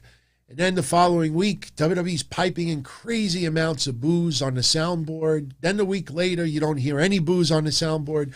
So WWE's got to find the path and stick to it. And I think that's why this 5-way is very important Sunday. I don't think he's losing the belt, but I think coming out of this, it's going to, I think, really establish his identity in one direction. And I think he'll be more of a babyface right now. Oh, okay. I truly appreciate that. And my second question is, where do you rank the Bullet Club and Undisputed Era as the top factions in pro wrestling? All time? All time or like last 20 years? No, in your opinion, where do you rank them? Well, I mean, as far as all time, I wouldn't put them in the top 3 for the simple reason that, Bullet Club was more international than anything else. I will tell you this, though. Growing up in the 80s, especially, and everybody, with Piper shirts and Hulkamania, even though merchandise really wasn't huge at that time, 90s came, everybody with Austin 316 shirts and D-Generation X, and, we also had shirts for The Rock and everything else, but I will tell you, man, Bullet Club shirts, in my entire life being a wrestling fan, I think only the NWO, as far as faction go, I think the NWO is the only other faction where you had that much of a hardcore audience. And the reason why I put Bullet Club in the top 5 simply because you looked at every indie show in the United States and there were Bullet Club shirts everywhere. I tried to make a spoof shirt and people were threatening lawsuits on me. It was just untouchable. Other than NWO, even D-Generation X. DX, we had shirts, but DX, other than the Suck It shirts, I don't know. NWO, I would put number 1, and I would put Bullet Club maybe number 2 or number 3 as far as merchandise sales of all time. So the fact that they were able to become that popular in the States, and yes, they had U.S. wrestlers overseas, but the fact they were able to get that big in the States, where New Japan really wasn't in the States, other than, some co-sponsored events here and there, they are up there on the list. Undisputed Era, I would put in the top 10 because that faction carried NXT. And, look, Bobby Fish, unfortunately, I don't think ever got the notoriety that maybe they wanted. He was probably, even Kyle O'Reilly is now starting to get it a little bit, but Kyle O'Reilly and Bobby Fish, a lot of fans didn't really focus on them all that much. But, you know, Adam Cole was the one, you know. So I would put the Undisputed Era in the top 10, but I would put the Bullet Club far above them. Like, if you're asking me, even if which one would I put above the other, I would put Bullet Club a lot higher than I would put Undisputed Era. And look, being in the top 10 is awesome. You know what I mean? So it's not a knock on the Undisputed Era. It's just NXT overall, much smaller audience, and I don't just mean live and in person. When you went to wrestling events, or if you saw indie shows on TV or saw it on streaming, how many Undisputed Era shirts did you normally see? Very few. No, that's true. So Bullet Club impressed me. Well, DT, I just want to say thank you. I haven't watched Raw in about 8 years. I've become a huge New Japan fan, and the only reason I still, you know, listen to your reviews is because you're actually one of the few podcasters that keep it real. You know, you don't bullshit around. So I just want to say thank you. Keep up the great work. Thank you, my friend. Honestly, your compliments like that is one of the biggest reasons why I still do it. No BS. Thank you, my friend. Thank you. Have a good night. All right, you too. Take care. That was pretty cool. I actually saw his comment. I think he said it this afternoon, that he hasn't watched in like, oh no, he wrote on YouTube. He hasn't watched the Raw in about 7-8 years. And he's not lying. I mean, I do know people that they see online the results and they browse, but as far as really getting into it, they don't. And it's sad. It's sad because people do want to get into it and they want to enjoy the shows, but, you know, you don't get into any momentum. And, you know, I tell you, the one thing I probably hate about wrestling right now more than anything else is the 50-50 booking in WWE. Obviously, not every wrestler goes through the 50-50 cycle, but a lot of them do. And you could see when they want to set up a match for a pay-per-view, they will always do the same formula. Tag team champions, individual champion, loses non-title match, supposed to plant the seed. Oh my God, you know, if they lost, they could lose it for their titles. 9 times out of 10, it doesn't happen. So that formula gets very old very quickly. So with that said, 833-366-8686 or 225-DON-TONY. Wow, time flies, man. Seriously. I mean, we're already an hour and almost 50 minutes in. But I don't know how you all feel about what I said. I think, seriously, the Bullet Club, I mean, obviously you look at the individual talents, they were upper tier, but I never saw anything like that with merchandise other than the NWO. So, hey, you're on. Who's this? Yo, DT, it's David Peralta, man. What's good? Hey, David, what's going on? I'm all right, man. Just chilling, just listening to your podcast and Kev from earlier. Okay. Well, it was nice talking to you. No, I'm kidding. No, what's going on, Dave? David is good people, by the way, everyone. Yeah, man. I'm part of the Patreon family as well, so just want to be clear about that. Well, I want to just say this about last week, because we had to talk about the whole Selena Vega, Aleister Black issue. What I wanted to say is, since Selena Vega keeps on doing this whole, like, interaction on social media with Twitter, Twitch, and OnlyFans, my question is, why isn't Aleister Black, like, discussing her about this shit? Because she's a married woman. Like, she's married to the guy. And I'm like, look, if you're married and you're with your husband, why the hell are you still doing this shit? You know what I'm saying? Look, I am 100% with you about that. Because I know me, you know, like if my fiance was a former swimsuit model or just a model, period, and we were now, you know, a couple and married, I know it may sound, you know, a little bit bossy to some out there, but I don't want my wife parading around and having, you know, people out there like getting aroused over her and, you know, just shit like it would not sit well with me. But, you know, the thing is, it's show business to them. And you know, that's why a long time ago, I don't want to get into it too deep here, but, you know, I had the opportunity to fool around with somebody, you know, very, very big in wrestling. There was a couple of strings attached to it that maybe one day I'll reveal, but I decided not to. And I'm so thankful that I didn't. Because when you start hearing the stories of some of the other things that went on with a lot of people, it's like, oh, I don't, you know, as much as it would have fulfilled the fantasy, it's not something that I would want. Here's where I'm going with this. I also saw people who were married, and because they're on the road hundreds of days a year, they hooked up with people simply because they were lonely. And I saw it with my own eyes with a bunch of people. And I remember going on my hotline in 2002 and saying, man, I would never date or get married to somebody in wrestling, because it was not just the climate of a fed or partying. I mean, you're on the road as an athlete, a musician, an actor, an actress, a wrestler for that many days out of the year.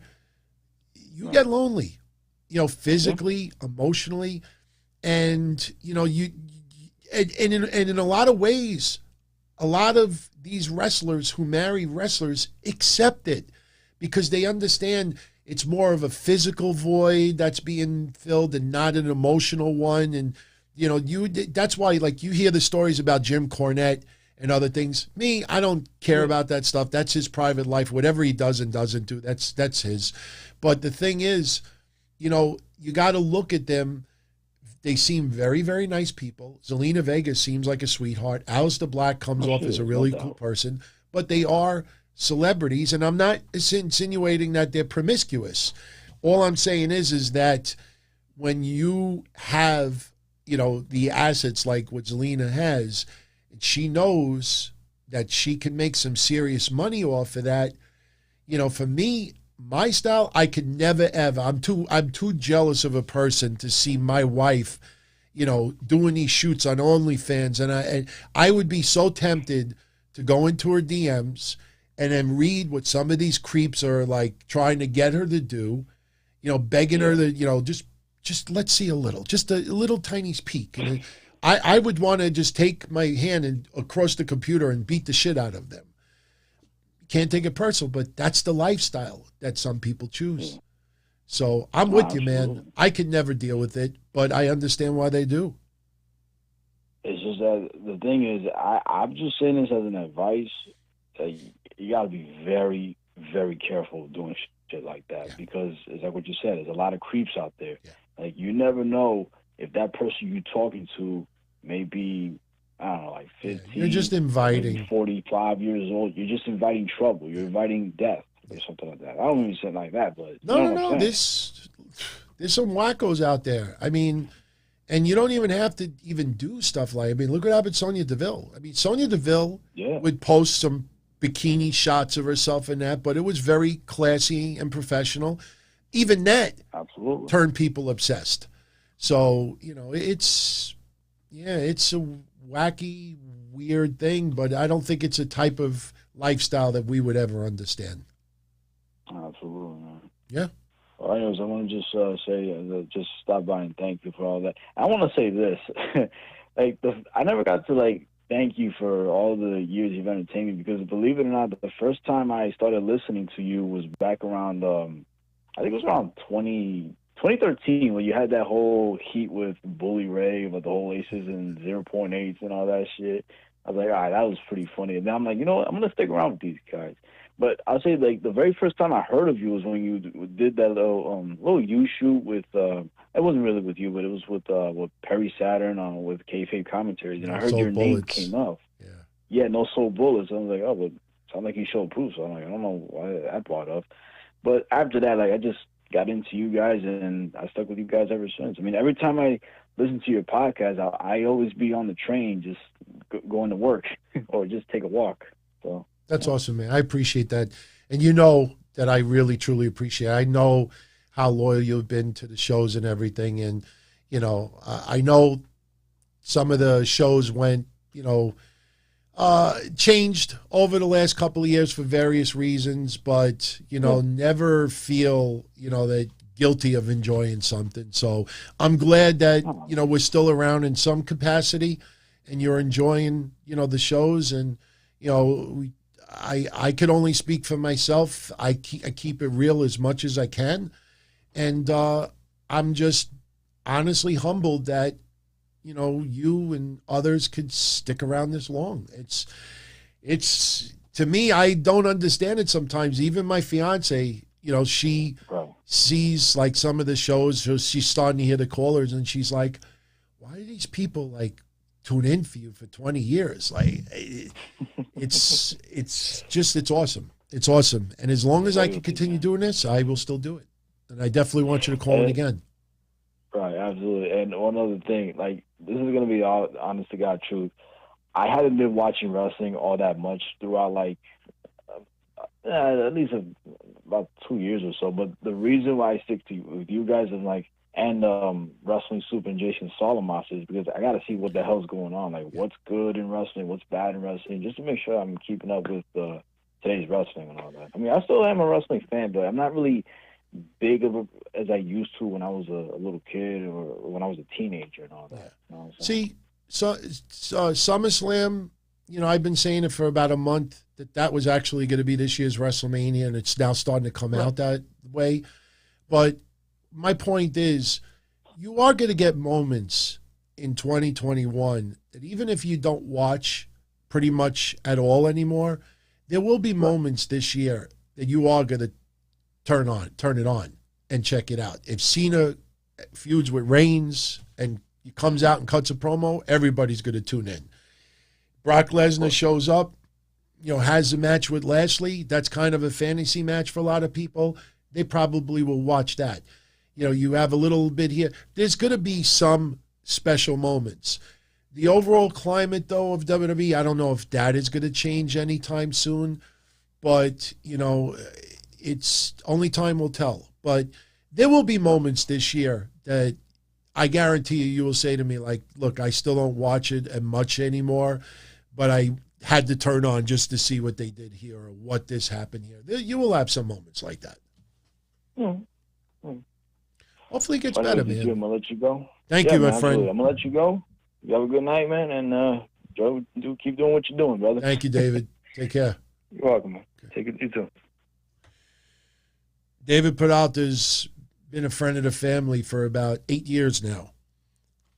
So he is one of the good guys out there. Speaking of good, what's going on? Fuck you, your show sucks. You knew we were going to get one. Hey, you're on. Who's this? Hey, what's going on, DT? How you doing? All right. Just wanted to talk to you about wrestling in general, because I know you said that you've been doing this for almost 20 years. So I'm with you about why how wrestling isn't all that enjoyable anymore. Because I think when I started watching wrestling back in the day, it seemed like even guys from the undercard, even those guys they had some type of role, and you knew that there was a lot of guys that were jobbers, but you knew that they had some type of part of the show, and now it just seems like it's only 3 or 4 guys, and that's pretty much it. And what you said about the build up, there's not really that much of a build up anymore. It's always the same matchups every week. That's all I feel with WWE. It's the same 3 guys before they have a match until the pay-per-view match, and it you pretty much already knew the outcome, and for me it just ruins it for me. Yeah. But well, you know what it is? A couple of things. Yeah. No, go ahead. Continue.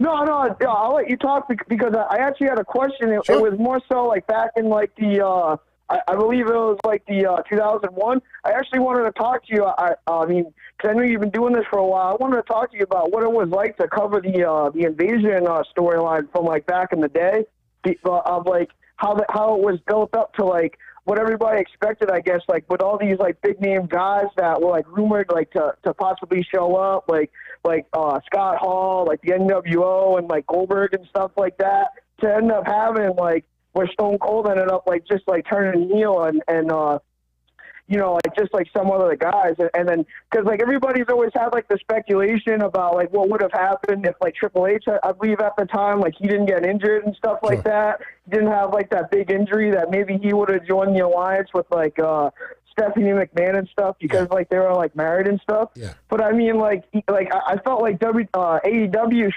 was trying to do that with like Impact Wrestling, and I felt like. But like it seemed like they could have done something like that, and like you said, like I don't even see that anymore. Especially like how like with the ratings and stuff, like it's not like they're really doing that much of like a storyline. I thought that we'd get like something like that because we haven't seen that in like a long time. That was like almost like 19 years ago. Yeah. Well, as far as AEW and Impact goes, this was more of the working relationship with a lot of these promotions. The handshake agreements was more to help try to keep all the promotions alive. You know, a lot of them was struggling. There was no income coming in from tickets. So that's pretty much what this was. That's why when Tony Khan cracks jokes about Nick Khan, character or not, I think it's a mistake because Nick Khan is the number one reason why SummerSlam is going to get 70,000 plus there. And, you know, and Tony Khan, you know, if he's going to be more of a character, then let's accept that. But if he's trying to, you know, play, you know, like both ways and tread that fine line, it's going to look pretty embarrassing when, you know, SummerSlam is 72,000 and they got 6 or 7 somewhere else. But I'll say this. As far as 2001 goes, I still have some hotline reports that I did in 01, 02 when all that stuff was going down. And, you know, it's very interesting to go back and listen to them. And I'll put them online eventually. It's just the audio quality is horrendous because they were just through telephones. But I'll say this, you know, I know some people are cringing because they know what I'm about to say. But, you know, what really got me on the map as far as the hotlines go, I started my hotline in 97, and I would make appearances on other people's hotlines, and a lot of people still stick with me to this day. Remember this. There's a guy by the name of Captain Ivan who was doing a hotline at the time, and he brought me up as soon as we heard about WWF purchasing WCW. And once they made the announcement that the following week, March 26, 2001, was going to be the last Nitro, I went on his hotline a couple of days before, and he said, what do you think's going to happen? I said, because Vince and Shane are having this big, deep feud at the time, I think what's going to happen is Vince is going to tease that he's going to just shut WCW down. And then there's going to be I know it sounds ridiculous to a lot of people, but there are tons of people out there that will still vouch for me on this. And Captain Ivan's still alive. He'll admit it as well. But I said they'll probably do something where Vince teases he's going to close WCW down. And then they'll have Shane McMahon show up on Nitro, and he'll reveal that he bought WCW right out from under Vince McMahon. And then it'll be WCW versus WWF. And that's what happened. Now, the thing is, and I've been saying this since 2001. I put my hotlines up. You'll hear it. When you hear my early podcasts in 04, 05, 06, when we would talk about it, when it was the 5-year anniversary, you'll hear it. I always defended Invasion. Because Invasion, we knew that a lot of wrestlers were holding out because they were getting paid lucrative amounts of money from the AOL Time Warner deal. Bam Bam Bigelow, who I became friends with at that time, and he sat out because he was making crazy amount of money just sitting at home. Hall, Nash, Hogan, I think Flair at some point, Goldberg, others, they were all making so much money off the AOL Time Warner deal. If everybody out there, including you, want an excellent comparison, look at what's happening in the United States right now. You hear a lot of states talking about how that businesses are having a hard time getting workers because a lot of people realize that they can make more money by sitting at home and collecting local unemployment and pandemic unemployment from the federal government. So they're getting more money to stay at home. So why would you go back to work? So a lot of states are having that problem right now.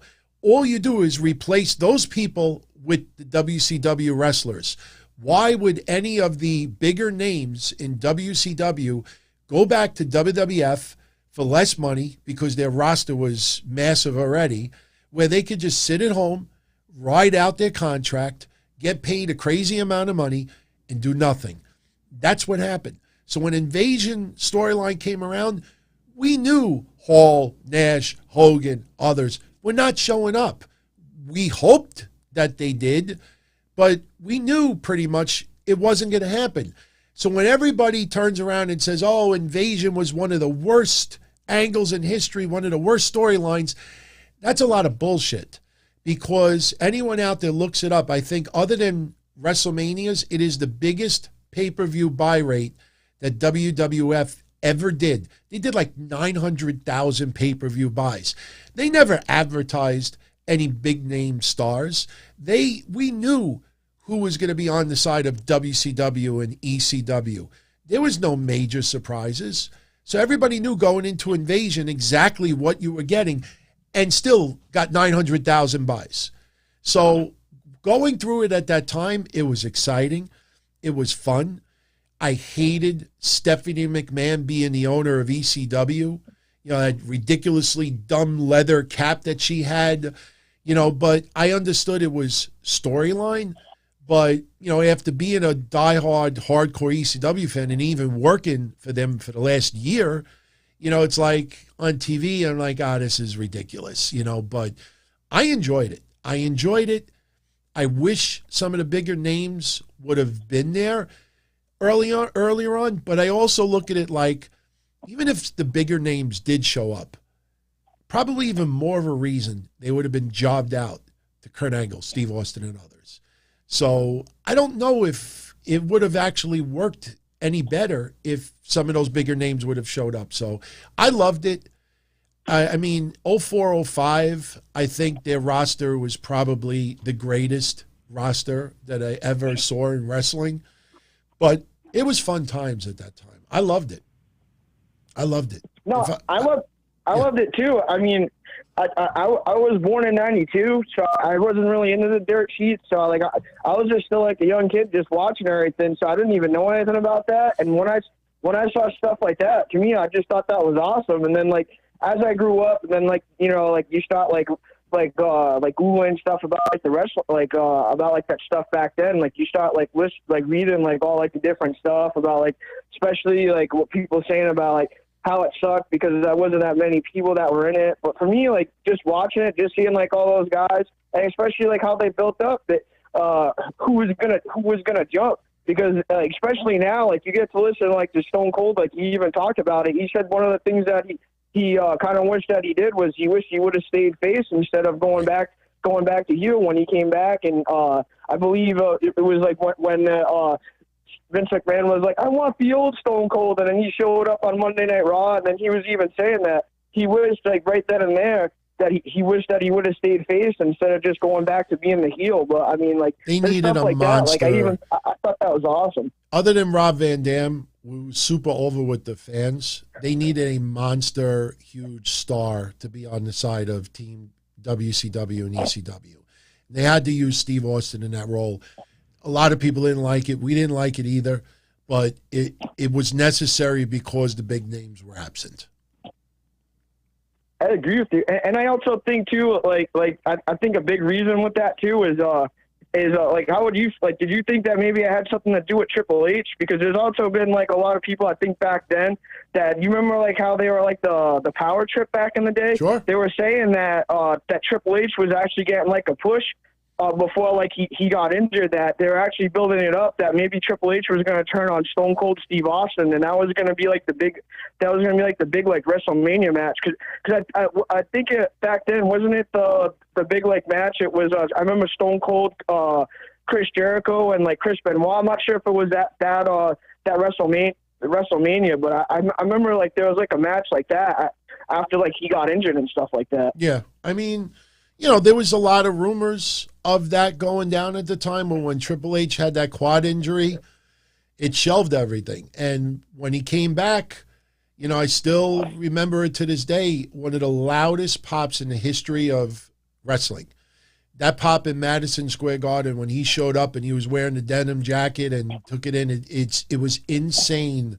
I mean, I was doing my hotline still at the time, and I remember people calling my hotline and saying, like, dude, you have no idea how loud that building was. And it was so loud that their eardrums, they just heard vibrations. That's how loud it got.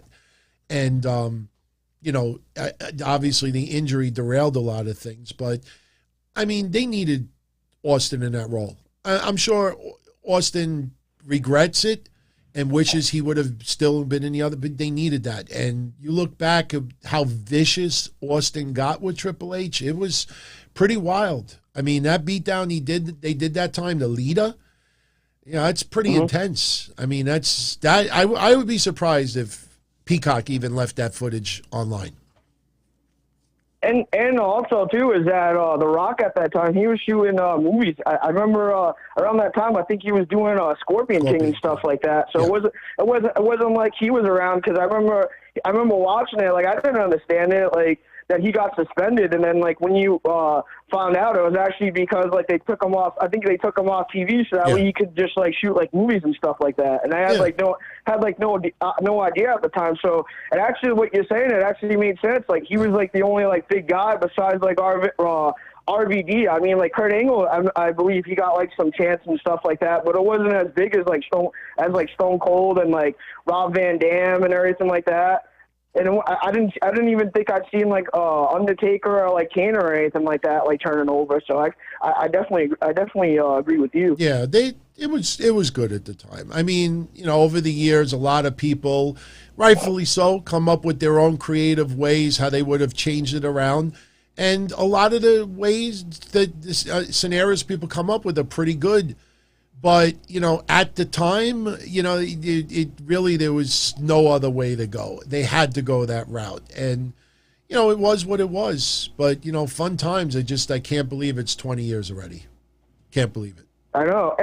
And before I let you go, because I'll just hang up after I ask, I also wanted to talk to you about around that same time, too, when Stone Cold got ran over. Because everybody assumed that it was going to be like Scott Hall. Was that always the case when you were covering that? Like, because I know it ended up being like Rikishi and stuff. You got the infamous I did it for The Rock and everything like that. Well, was that like what you were hearing around at the time? Was that that it was actually supposed to be like Scott Hall, or was this everybody? They were just like predicting that it was just going to be him and stuff like that. There was so many people coming up with so many different names.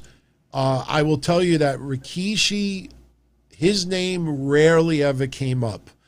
And when it was revealed that it was him, it was kind of a letdown.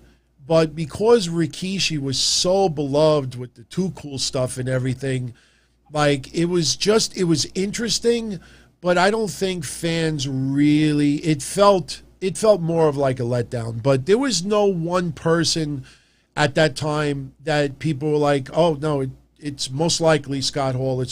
I mean, because of the storyline, you know, people were coming up with some scenarios, but no, it was just more of, they're going to reveal who ran over Austin, you know.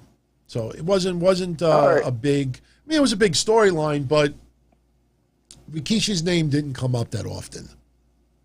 Yeah, because they were also saying too that that the reason why they put Triple H to do it was because of everybody didn't really like the Rikishi thing, so they're like, oh, let's change it up and put Triple H into doing that. They just wanted to twist it around, and they needed someone who was close with The Rock, so they did Rikishi. Yeah.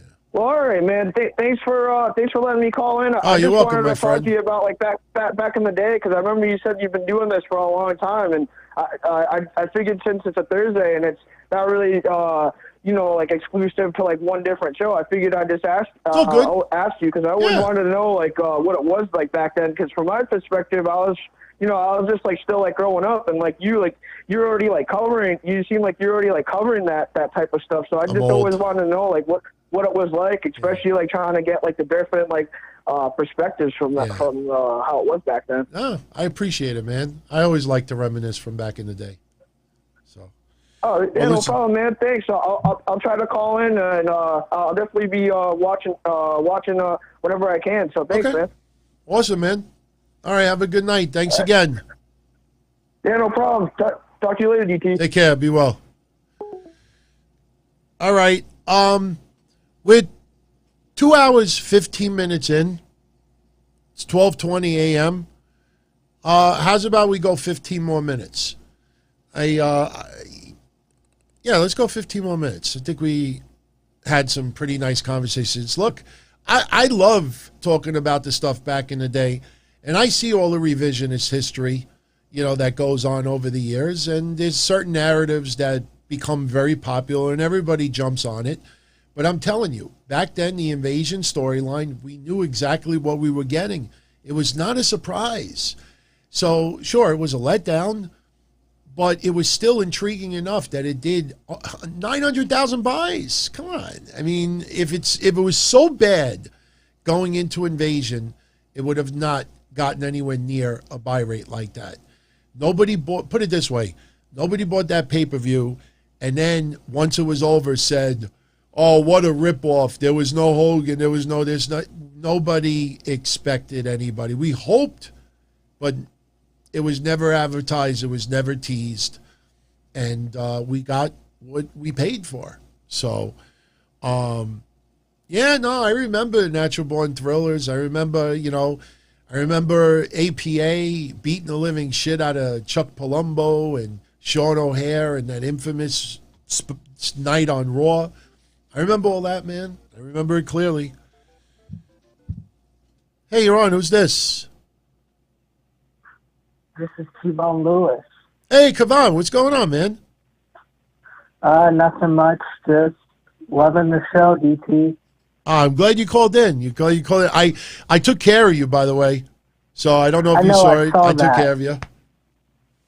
Thank you for that. Oh, you're welcome. What's on your mind? I was just wondering, how do you get a wrestling license to be able to wrestle? Well, it depends on what state you live in. I never had to get a wrestler's license. I didn't have to get a manager's license either, because I really did not go in the ring much at all. If you go to a wrestling school, I mean, it really varies with states. There are some states where you're required to have a license. In fact, I think on eBay right now, somebody is trying to sell Roddy Piper's New York wrestling license when he was a wrestler. The State Athletic Commission in a lot of states require you to have a license. And, the license, you pay a fee. And that pretty much was it. The application process was only maybe 1 or 2 pages long. It asked you for your information, personal stuff. You didn't have to carry insurance. The insurance was the responsibility of the promoter. But you were licensed with the New York State Athletic Commission for the simple reason that you paid a fee and you were allowed to perform in that respective state. And if something were to go wrong, you injure someone or you do something, whatever, they have information on file and they could pull your license and prevent you from wrestling. Now, with some states, when you have a show, you would have somebody from the State Athletic Commission that would be there. There would be a doctor on the premises. The doctor would check your blood pressure, check your vitals to make sure that everything is good. They would look to make sure that you had a license to wrestle in that particular state, and then you were allowed to perform on the show. But usually you have to do a Google search for whatever state that you're talking about. And if you want, you could always email me. If you're actually looking into it, just let me know what state that you're in, and I could get all the details for you. But, getting a wrestler's license is not difficult. Some states you might have to attach what school, like who trained you or who referred you. You might need a referral. But getting a wrestler's license is not something difficult to get. It's more difficult for a promoter to get the paperwork to hold the show because you have to have a bond, you have to have insurance. XPW.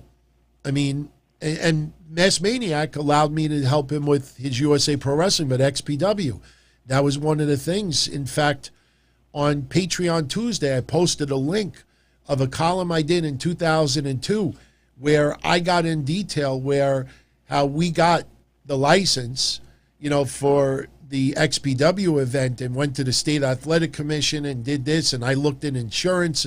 So the promoter side is a lot more difficult, but the wrestler side, it's not hard to get a wrestler's license. Some states, it's not even required. Okay, well, thank you for your time. Oh, my pleasure, man. Nice hearing from you. I'll call back soon again. Yeah, absolutely. Have a good night. You too, my friend. Have a good night. Kavan is good people. I know we had that one guy before. You suck. Oh, my feelings are hurt. My feelings are hurt. We're gonna get that once in a while. It's all good. But everybody calling in with some great questions and discussions, and I appreciate the kind words in the chat room. I mean, even discussions about that with the license. There's little things that a lot of people would not know how to go about, but if any of you out there ever need specific information for things like that, especially since I had to do it for a couple of promotions, I'll be happy to look into it for you if you're serious about it. So shout out to Kavan. Hey, you're on. Who's this? Hey, DT, this is Chris. Hey, Chris. What's going on? I just wanted to ask you how you felt about when Seth Rollins cashed it in, and, he didn't really finish many pay-per-views. It was kind of DQs the whole time. I didn't watch your show then, so I wanted to know your opinion on it. What, just about Seth Rollins overall? During that time period. Not now, but during that era. See, they wanted Seth Rollins, in my opinion, to come across as like a chicken shit. Pardon my language. Yeah. But that's why they had J&J Security. They had the Authority. They had all of these people around him to always come to save the day. And that was their way of trying to get him over as a monster heel. It was also supposed to be meant for whoever gets their revenge on Seth Rollins. It was supposed to mean that much more. The problem is, at that time, they had him feud, I think, with Ambrose at that time. They had him feud with a few people, and every time you would have J&J Security come out, and you had Triple H and Stephanie, the Authority, just everything hit with him being the Messiah. I don't know. I personally like his work now 10 times more than I liked it back then. I liked his stuff with the Shield, but the J&J Security and Authority stuff, just the feud with John Cena, to me, was one of my most hated feuds at that time. It was so annoying. His feud with Finn Balor, I didn't like very much either. I don't have fond memories of him with the Authority. I see. One more question if you have time. Sure. Okay. Do you think they can bring The Miz back to the level he was at when he did the promo on Talking Smack? Yes, but I don't know if it's necessary because at that time, the dynamic that he had that time with Daniel Bryan, it just blew people away for him to really get in the face of Daniel Bryan like that. And to me, like The Miz early on, and rightfully so, a lot of people didn't take him seriously. They didn't like his heavyweight title run. They knew that he was working hard and he was really busting his ass. And look, the first go around of Miz and Morrison was really entertaining. But I think that Talking Smack promo, it finally made people look at Miz as mature. You know, like, oh yeah, not this MTV punk. You know what I mean? I think it really matured. Just his persona and his aura came off as somebody really passionate, really mature, really gives a shit about what he's doing. And sure, he could do that again. It's just, who does he do that to? I mean, he doesn't need to prove himself anymore. And a lot of fans truly do like him. His Miz and Mrs., show. A lot of people. Oh, yeah. Yeah, I mean, you see him with his family. There's a side of Miz that we see now that we didn't have at that time. So, yeah, he could do it again. The big question is, who is it going to be? Last time it was Daniel Bryan. It's got to be somebody, and somebody huge, and somebody where you at least expect it. Yeah, I can agree with that. Well, thank you, DT. I just call in. I've welcome, been my listening friend. for a while. Oh, be well. Thank you, man. All right, take care. Take care. All right. I said we'd take one more for tonight. Let's do one more for the road. We'll be right around the 2.5 hour mark, and we could call it a night. I will get a little bit of shut-eye. Good evening. Hey, what's up, DT? Hey, what's going on? I was going to ask, Sure. it's kind of simple compared to the other things that everyone was doing, but, like, what was the most kind of disappointing thing of, like, the last month or so of having to watch the WWE stuff, and what was kind of the best thing that you've seen in the past month of having to cover the WWE?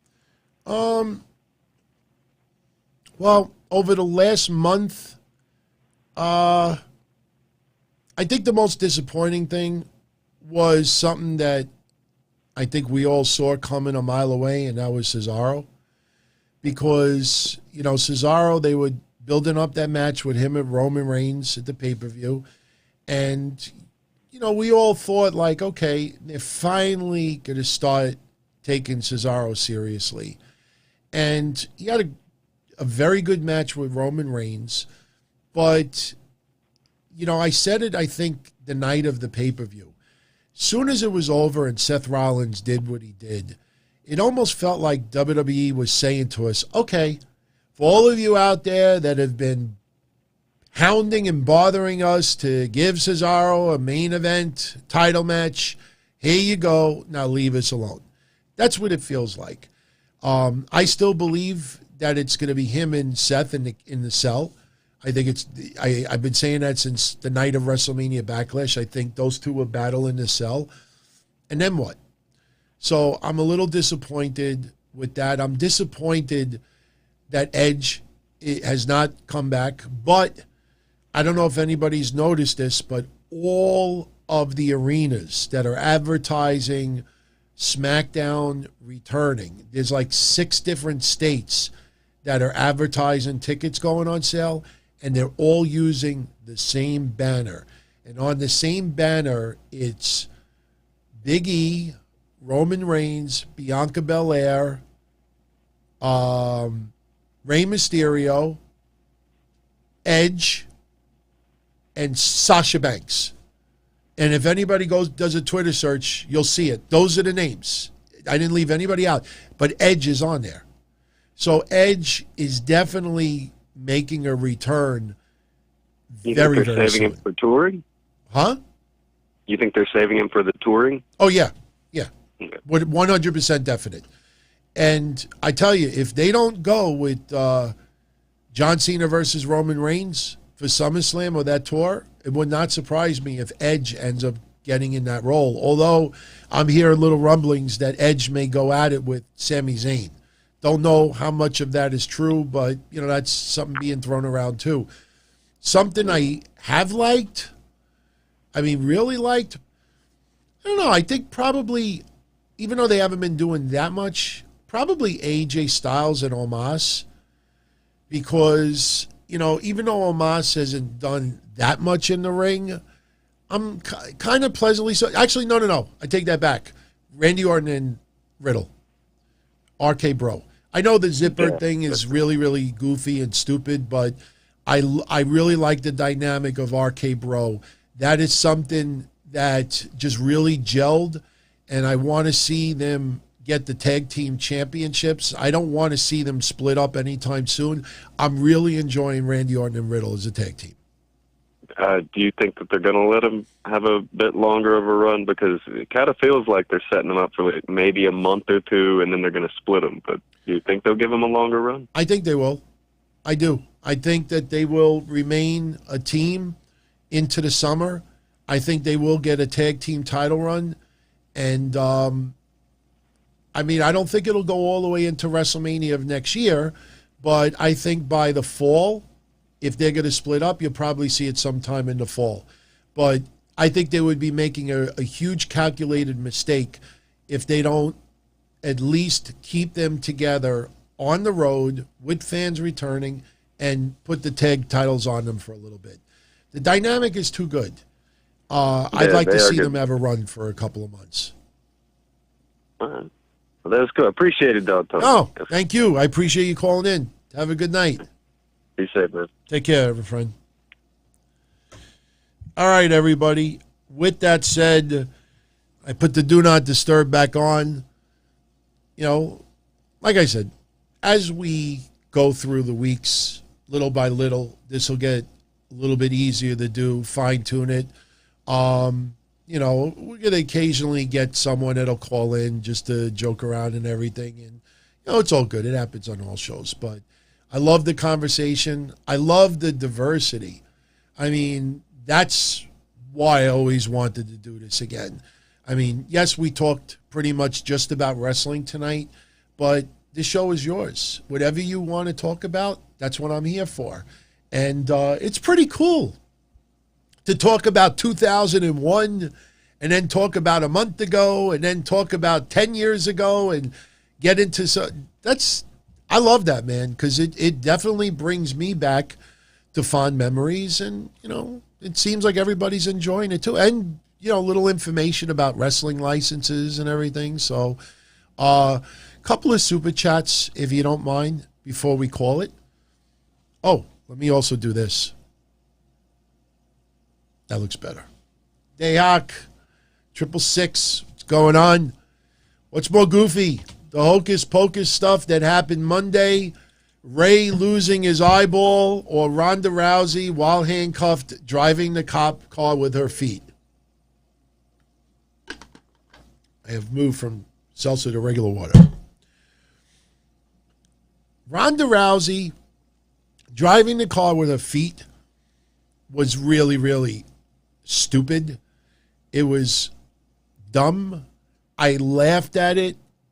Just the, what do they call it? Mansplaining? Is that what it's? I don't even know what the phrase is, but just to have them do what they did, Ronda, Charlotte, and Becky, that was just ridiculous. Or Ronda and Becky.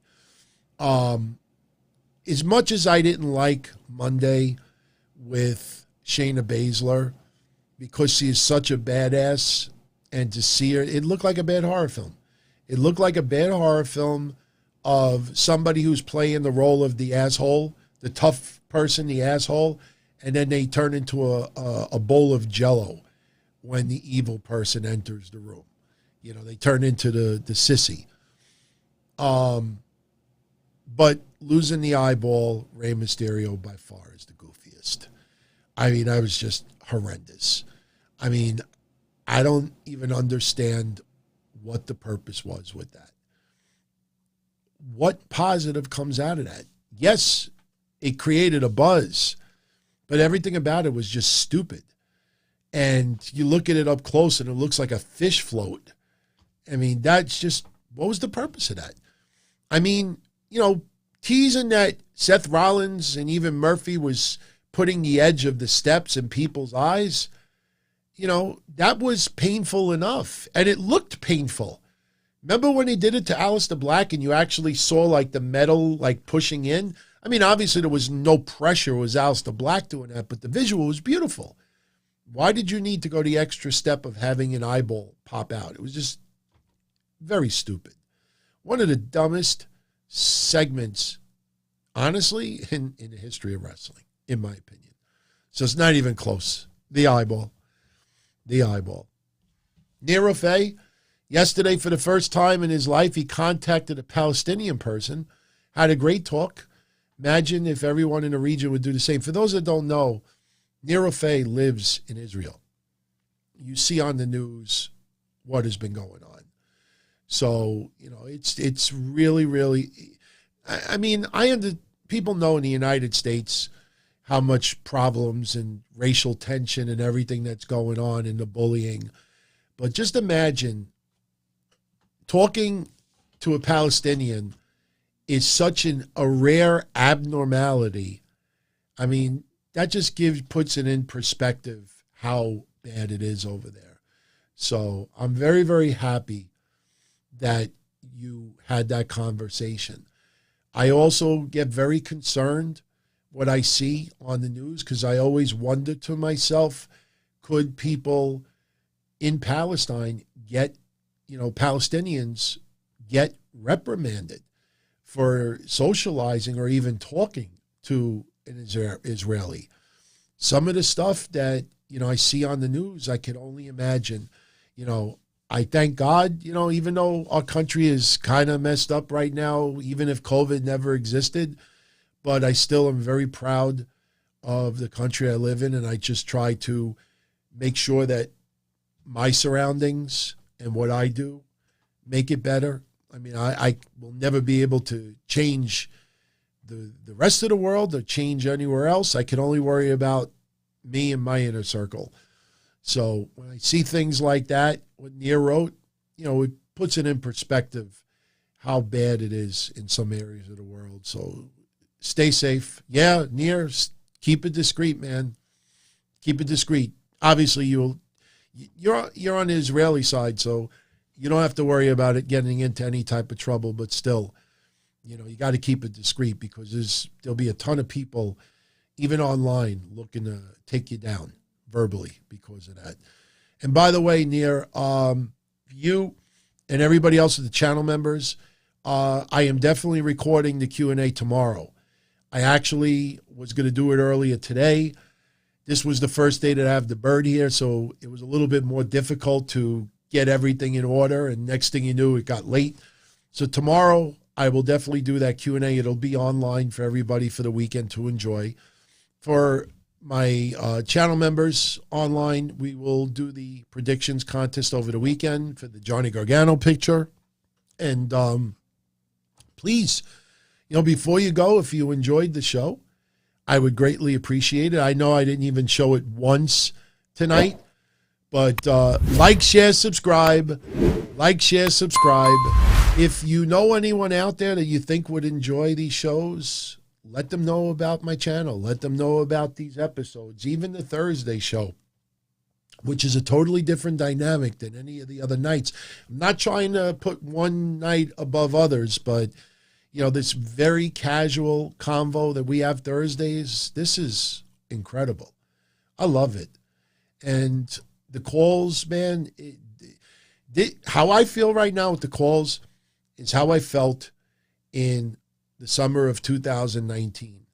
Well, actually, the early 2020, when for about 5 years, I wanted to start doing video, being able to see my face and do this dynamic and have this challenge, have an extension of myself.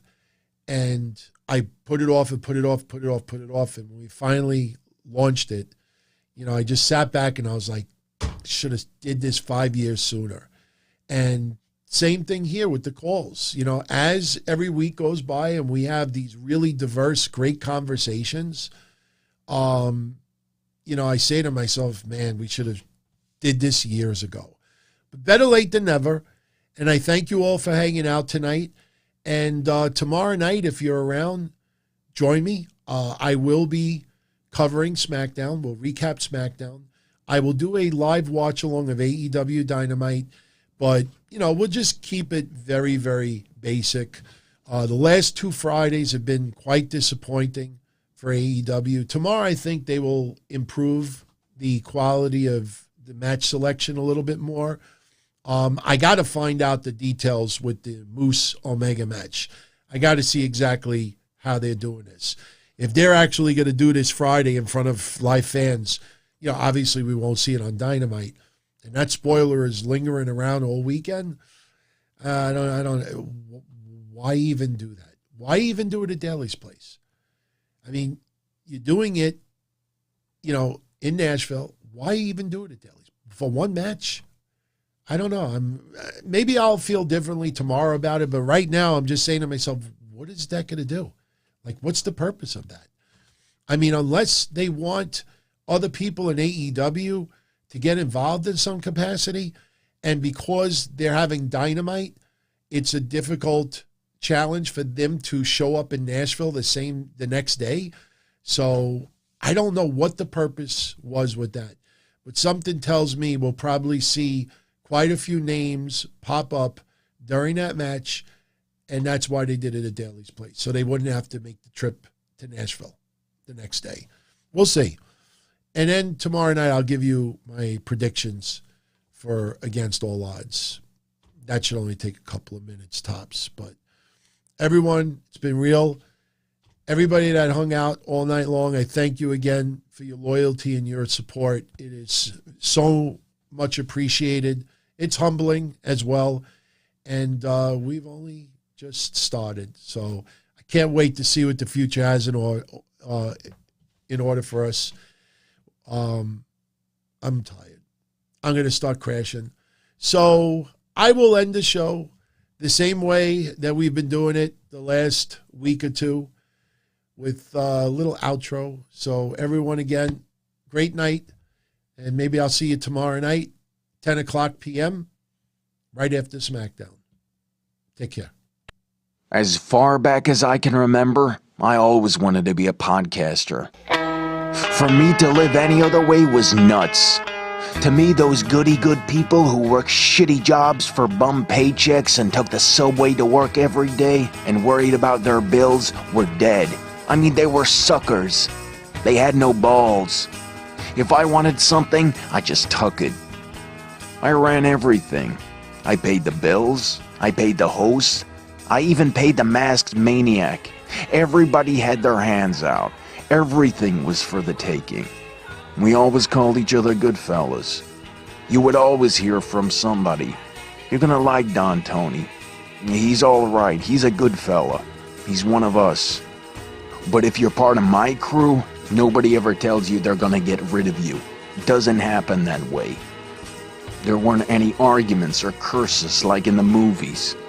See, your haters come with smiles. They come as your friends, the people who've claimed they care the most for your life. And now that's all over. And that's the best part. Today everything is different. There's lots of action. I don't have to wait around for everything like everyone else. Oh, I didn't get the vaccine? Fuck you, vaccine me. Oh, your delivery guy has COVID? Fuck you, feed me. Right after I moved here, I ordered egg noodles and ketchup, and I got spaghetti with meat sauce. I'm no longer an average nobody, while they get to live the rest of their lives like a bunch of schnooks.